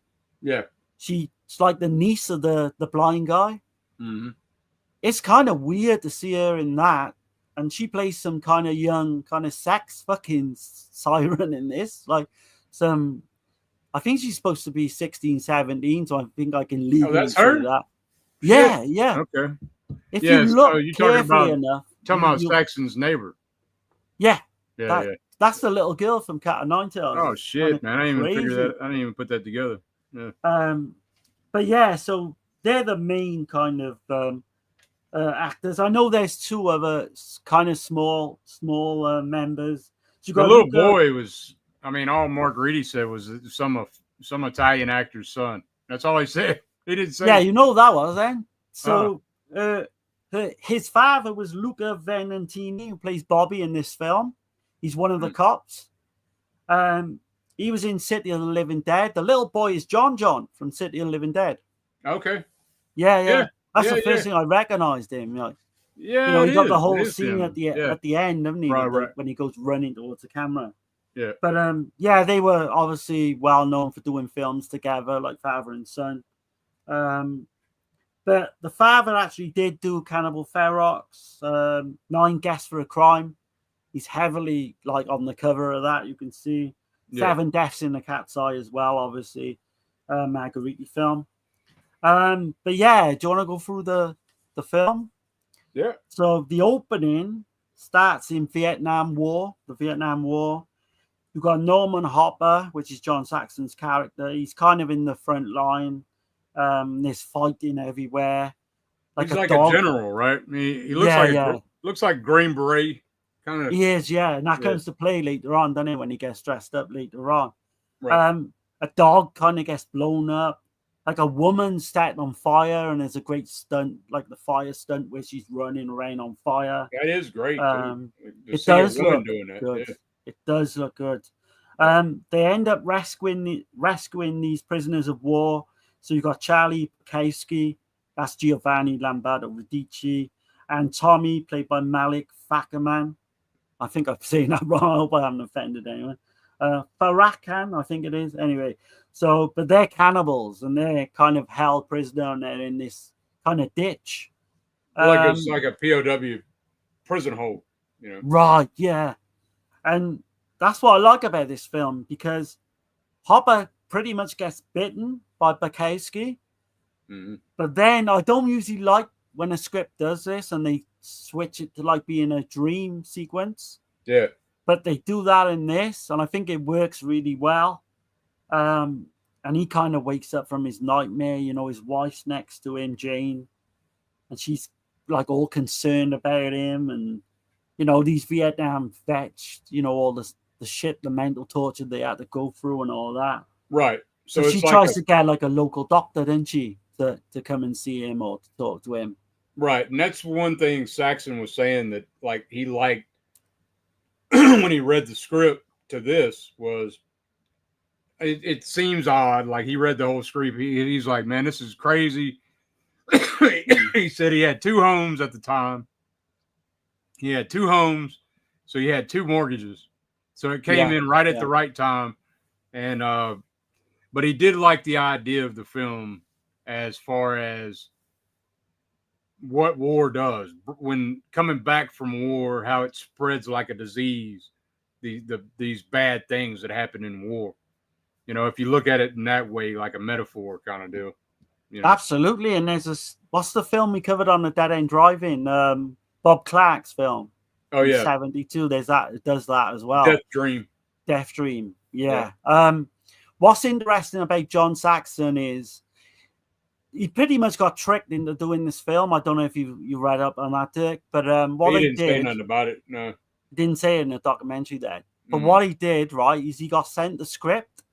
They took out all the cannibal elements to it. So he read the script and he read it as kind of like you're saying, you know, that kind of metaphor. Right. On turning up on set, he realized what the film was about cannibalism and all that. He was disgusted by it. He fucking hated the fact that he's in this film. He disowned himself from this film. Yeah, he was depressed because he'd gone through like a divorce at the time, like you mentioned. He's paying for 2 properties and all that. Yeah. He thought about leaving the film at one point because they asked him to. They put a lot of meat on a plate, and they asked some of the characters to eat it. You know, the cannibalistic scenes. Right. And he turned around, and he flat out refused. He said, "Look, I'm not fucking doing this." And he went back to his hotel. He contemplated leaving the film. They also told him. They also told him that some of that shit on that plate was supposed to be private parts. Yeah, that's right. Yeah. So he was like, he looked at Margariti and he's like, I'm not doing this shit. I'm not doing this shit, man. Margariti told him, it's fine. You go, you know. And weirdly enough, like Lombardo Radici, who pretty much hates like Cannibal Ferox and he hated working with Lenzi and all that, he actually enjoyed doing this film. For all of, you know, I don't think he's never a big horror fan. He used to say that a lot on Facebook and interviews. But he said, he did like doing this film. He said John Saxon, though, was very distant. You couldn't really talk to him. Yeah. He kept himself to himself, and he was obviously going through all that shit with the divorce. Yeah, he was pretty bad off during that time. But yeah, in terms of an actual film, I fucking love this one. I think this is like my favorite of the 3 that we covered tonight. I can see that. Yeah, man. It's a fun movie, man. It really is. It is. It's action packed. You know, we've got all these. It definitely is that. Yeah. There's a lot of twists and turns as well, which I like. Yeah. I do like something that Saxon said though. He said, and it makes a lot of sense. He said, I think he said, I think that technology has kind of ruined films because it's taken away, it's removed the emotional content, you know, like the technology as far as like special effects and stuff. Like he's like a lot of the films, and I mean, you know, he's passed away as well. So rest in peace, John Saxon. But absolutely, yeah. Yeah, I think he has a good point though. Suspense driven. Like I hear a lot of these old school actors, they talk about that a lot. A lot of these old school directors talk about that, about the suspense, you know, there's something more primal to somebody getting eaten or a pole. He's speaking on the Diodato film, I'm sure, when he's talking about the pole scene and Holocaust. There's something way more primal than just somebody just getting shot up with pistols, you know? Right. Yeah. The storyline to this, I love the way this opens actually, because from that dream sequence, Bakowski and I think Tommy, or certainly Bakowski, has been let free. So he rings up, then he rings up Hopper. He says, "Do you want to go for a drink in a bar and all that?" And like, he seems like he's gonna like accept at first, but then something freaks him out, and I think the girl ends up, that young girl comes over, and he's like, "No, I don't want to do it." But you got the weird scene there where Lombardo Radici, and he gets out and he goes and he's walking through this kind of, is it like university? And he sees all these bikers picking on these girls. Yeah, they're like not letting them pass. They're throwing a ball back and forth. Yeah. And he ends up going to see this war film, doesn't he? In like this small kind of cinema, grindhouse type thing. And it's funny. So that war film that you see that he's going into the theater. Yeah. I think it's Margheriti that said it. Somebody recently said it. But that's Umberto Lenzi's film. And that's From Hell to Victory. And I believe it was Margheriti said that that's the best film that Lenzi made. And I have seen that film. That's a damn good movie. It's a war film. But it's... Oh, shit. I've not... Yeah, I didn't even know it was Lenzi's. That's Lenzi's film, yeah. So that's you see the fucking poster, didn't you? At the front, in the lobby and all that shit. Yeah, Margheriti's giving him big praise, I'm sure, you know, for that, you know. So well, there you go. Maybe you got another friend in the business. Right. There's not too many of them, but that's what I like about that scene. So he's watching this film, he's eating the popcorn, and then you get two young lovers, like, and they happen to be in like a row, like before. They're coming in there just to have sex. On. Like that's how it used to be. Oh yeah. These two are going like right to the front of the cinema as well. Yeah. But there's a great scene where they're getting it on, and his cannibalistic ways just get the better of him, and he fucking ends up taking a chunk out of her fucking neck. And then he's gone. Though, he's fucking gone. It's funny how it goes down because old boy's like pulling her, you know, playing with her titties and sucking on them and stuff. Oh, and yeah. And old boy just starts fucking it's like that sexual arousal gets him wanting to fucking eat her and shit, you know? Like, yeah, you don't know where that scene's going as well when you watch it. He's all rubbing on her neck and shit. Like, yeah. And then it gets even more fucking great because as he leaves, then he's got all these people after him. And he ends up in like this fucking flea market, I think it is. And like fucking he's killed one of the bikers at this point as well, hasn't he? Because like this biker gang are fucking after it then for the rest of the film. But you've got the stuntman with the motorbike going into the fucking flea market, fucking doing wheelies as they're fucking chasing him and shit. That shit's way better than Dawn of the Dead. Oh, fucking hell, hands down, man. 100%.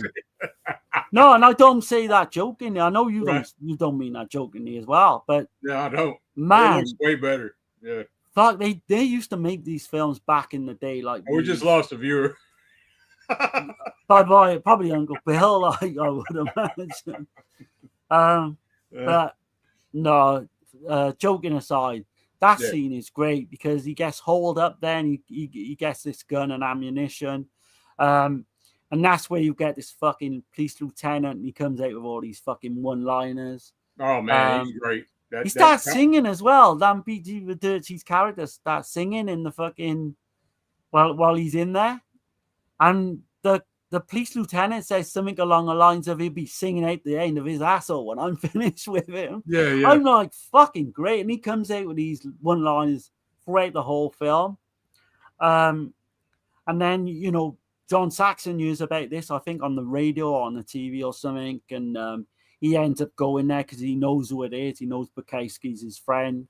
Yeah. And then you got the great scene that you showed earlier as well, where they throw the tear gas in and he's like, well, you know how to handle that, don't you? You just piss on it. Is that a fucking thing, Dirk? I'm going to ask you. I doubt it, man. He's like, all you got to do is piss on it. Yeah, Remember? I would imagine it fucking isn't, but you never know, like, man. Yeah. And then he leaves it a couple of seconds and you just see him pissing all over his fucking... Yeah, but you got the whole thing then as well where... So they end up, they capture him and they put him into like this mental hospital, and Tommy's in there as well, his black friend from earlier in Vietnam. You got the whole thing with the sister and brother from next door, where she comes over. Yeah, she fucking hates the two of them. Whatever they do, she tidy up your fucking room. You can kind of tell though they're ramping it up for her to be this bitch, you know, like. Oh yeah, she's this complete cartoon character of what you would imagine like an ant to be, like a ferocious ant to be like, and she's a stereotypical kind of young, fucking carefree girl, you know, attractive and all that. Come on to somebody that's like twice her age. Oh man, it's a weird, easily twice her age, probably 2.5 times her age if you think about it. Yeah. But there's a weird scene where she comes over and John Saxon, Hopper's character, thinks about doing the dirty deeds and ends up biting her fucking leg. And then, I mean, this is not a mystery film. You pretty much know what's going on from the beginning. You know he's fucking contaminated in some way. Yeah. That's not even a spoiler by this point, I don't think, because it's just played obviously, you know. Right. But yeah, she's like kind of infatuated with him and trying to get his attention all the time, and he's flying fucking model fucking planes with the boy. Yeah. I was gonna say John then from fucking City of Living Dead. But yeah, I think you've got a scene then where his wife, she works in like this TV studio. And all that done, I think all that was done in a proper TV studio. I was looking at the locations, and she's like fronting this music show, I think it is. So that's Jane. She's obviously concerned for her husband, but there's a side kind of storyline where Dr. Mendez fucking got the hots for her. Yeah, Dr. Mendez is trying to get in there, you know. Yeah, every opportunity he can get, he's trying to, you know, not trying it on, but he's certainly trying to get in her good books. I think they were together before, though, right? I'm not sure. Was it in the? I think that's what he said. You should have stayed with me or something. Okay, yeah, well, that makes a little bit more sense then. Right. But yeah, Hopper knows this as well, so he fucking hates him too, which is great. But yeah, like you say, what I like about this is another like 95-minute film, but it don't feel like it because all that shit in the kind of flea market and all that shit kind of happens, and then you look at the fucking time and half hour's gone straight away. Do you know what I mean? So what I'm trying to say is that it fucking flies by. Oh, this movie does fly by, yeah. It really does. You've got all the stuff then where, man, it just gets fucking completely crazy, doesn't it? It almost goes into like David Cronenberg, like rabid territory. Where because they're cannibals, but they're cannibals from an infection, like right. Which that part of it don't make sense. It don't have to make sense though. No, that's the least of it. Because I'm listening to how Margariti was explaining it, and I was like, that shit that still don't make sense. Like he was saying that their blood was contaminated from being down in that hole. And I was like, what the fuck? That don't even come across. That don't even come across in the film at all. Like it don't, you know what I mean? But that's fine. I mean, it's cool. No, they don't go it's not the type of film that goes deep into like details like that. It's just they're fucking contaminated, they're cannibals, and that's pretty much it. But they still got their wits about them.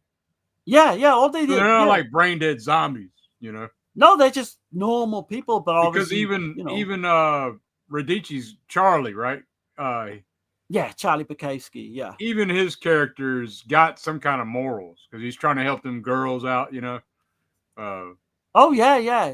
So there's like I don't think his friend Tommy is just this complete kind of Neanderthal type, and he's got no kind of morals. He's a bit more like violent. But Deer Hunter in the chat, has got a great point, right? So why did it take so long to fully infect John Saxon? Go on, Dick. I think it's because John he's because he's like the general or whatever, and I think he's struggling with that urge. He keeps fighting that urge and shit. I was gonna say exactly the same. And he's kind of got a little bit more resistance to it, haven't he? It seems like he's like just off his sure will, he's stronger, or whatever. But it's like he's kind of the hero in that regard because he bites the one girl, but he immediately feels remorse for doing that shit. Whereas Whereas Charlie and what's the other guy's name? Tommy, yeah.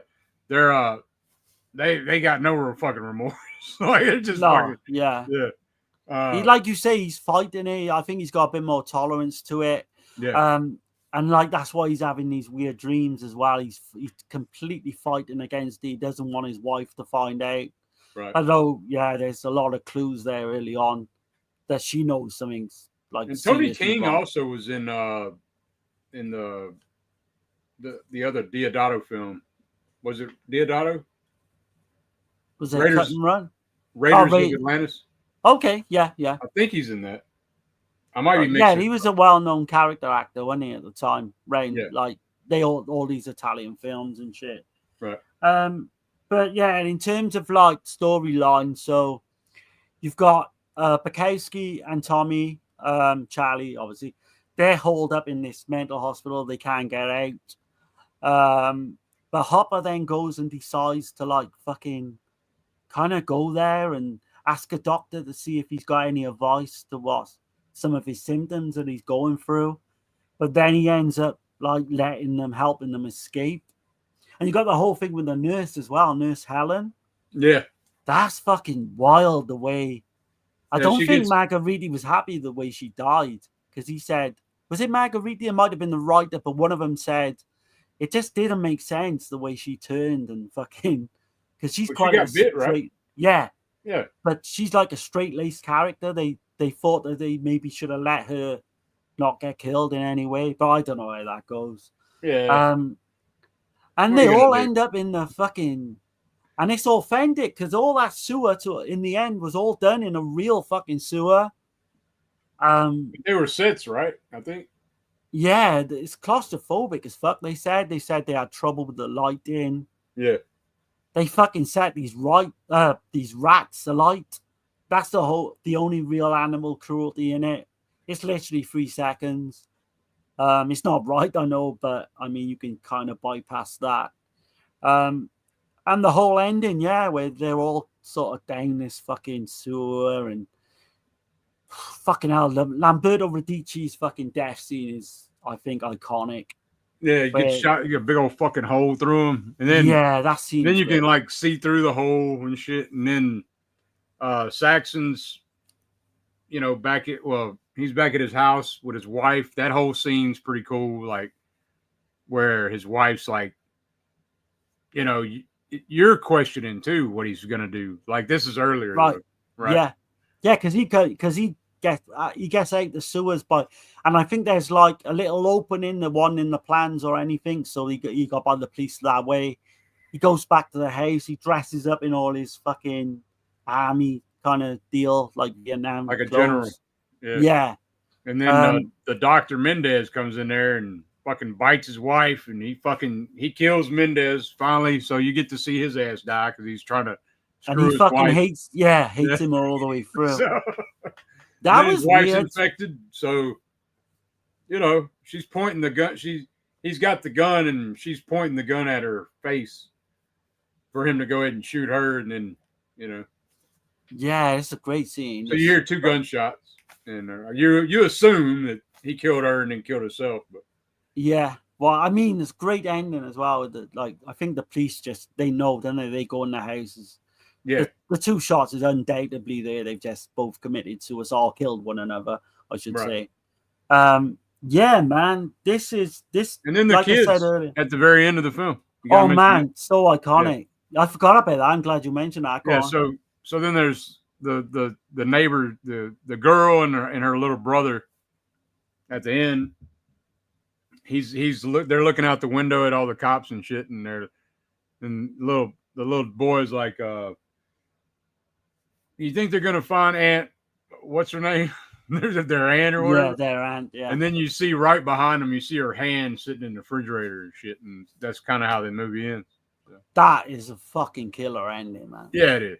It is. Just the way it's done, like in the background, and I didn't even see that coming, man. Did you see the two kids being? Even though she was bit, I didn't even think about it. And I know obviously John Saxon's character. Yeah, he has a lot of time with the boy as well, doesn't he? When he's flying the plane. Mm-hmm. So I presume either I think she did. Bit the boy, yeah, maybe. I think she did. Cool. I don't think he did. That is all that shit. I think the only reason there's something to it though, like with this whole thing with the sexual thing, you know? Yeah, Don't you think? Because like she's trying to be sexual toward him, and that's when he bites her. Yeah, yeah. And same shit with Radici when he's watching that couple making out. You know, I mean, maybe I'm thinking way too much. No, I think that's like obviously if you're a cannibal, that's your fucking sex, isn't it? Eating people. Yeah. Do you know what I mean? So yeah, that makes complete sense. For me, like this is definitely like a high 8. Okay. Like, I can watch this, man.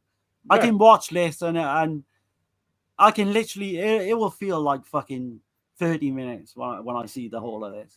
It just goes like that. It really does, man. Great characters, great direction. This is an 8 out of 10 for me, man, for sure. Oh, nice, man. I'm glad. Yeah. I love this movie. Man. I knew you liked it, but I wasn't sure you were going to be on my kind of. No, dude. This is it's a video nasty as well. So it's like. It is, and I fucking had that pre-serve video nasty. I had up until about 3 or 4 years ago, and then someone offered me like £50 for it, and I thought, yeah, you can have it. Like, oh shit. Yeah, I had that one. But I'd love to have shown it off your mind. It would have been even better. But hell yeah, shit yeah. Well, yeah, man, that was the Cannibal Cookout, man. That's the first one that we did. So, man, I hope the little intermission didn't kind of put people off because I know that it made us run a little longer than we usually do, but hopefully, people enjoyed it, man. If not, tell us in the comments. Tell us, if we need to do anything. We're open to suggestions all the time. Absolutely, man. We got some good stuff planned as well the next 3 weeks. I don't know if you want to go quickly into that. Yeah. We're going to be covering. We're going to do the Years of Lead. Simplicio Teskey. Oh, I know Marino. He's been mentioning this quite a bit. He wants Simplicio Teskey, so we're bringing some. We're going to do this in 2 parts. The whole Years of Lead set. So I'll be looking for that. So you're gonna have to pick 3 titles. Maybe the first 3 titles. Yeah. We'll do the first 3, so that'll be what yeah, let me know because just so I know. That'll be Savage 3, Like Rabid Dogs, and Colt 38 Special Squad, right? Oh man, love those films. Okay. And then we're gonna take a 1 week break from that. And what are we getting on? So we're gonna do like our thoughts, almost like a recommendation jolly show. Yeah. But the concept might not be in the heading or title of the video, but the concept is kind of like someone give us a good concept about maybe what would you do if you were doing a Forgotten Jolly 9 or 10 or 11. I'm saying like we're gonna do an Hour to Kill Giallo box set. Exactly. So it's gonna be a lot of titles mentioned, lesser known ones. Right. So if people want to turn up with that with like a notepad and paper, and we'll give you some good recommendations for that. Right. The week after that, we're going to finish off the Years of Lead, but we're going to add another Police Tasky film in there. So we don't know which one yet. Anyone got any ideas? Let us know. Yeah, something we haven't covered. So who's the guy we got to give credit for wanting the Police Tasky, would you just say? It's Marino. Marino, if you've got a title you want us to do on part 2, with the last 2 in the set, let us know and we'll do that for you as well. Right. I might hit him up and just ask him, see what he messages us anyway. Yeah. Justin Marino. So top man. Yeah, man. But yeah, this I appreciate was a everybody. fun one, man. This was great. Yeah, this is good, man. We got some cannibalism in for summertime. It's a perfect time. It is for that type of shit. It is. Yeah. But I appreciate everyone, like Dave was just gonna say in the chat. Yeah. And leave comments, man. Don't be shy. Just leave comments. Just let us know what we could be doing better or whatever, titles and directors and all that. Right. And if you're just now tuning in, man, like go back and check out the whole stream, check out our other content we got. We got all kind of stuff on here, man. We're doing stuff on the Dead Pit, the Eurocrypt. Yeah. We do that every other week. We do stuff on Visited by Voices Network, the Dead End Drive-In. With Dan we got Shine. stuff planned. We got a few planned on there as well. So just hit the sub all those guys. I know we always say it. Yep. And like I say, just interact with all these channels because there's some great people out there, and although YouTube has kind of opened my eyes a little bit to some stuff that goes on behind the scenes, 99% of the guys on here are fucking great. So I'll just leave it at that. Right. People will probably know what I'm on about. Yeah. But yeah, man, we're going to get out of here. I appreciate everybody again. And you have a good week coming up. And anything else you want to mention? No, just the same. We'll catch you all on the flip side. Yep. We're out of here, man. Have a good one, guys. Later, yeah. Lights are fading, everything distorts. Strung out time blurs, cut like a report. Mind flashing fast in reels of abstract. Oh, this is our escape. There's no turning back.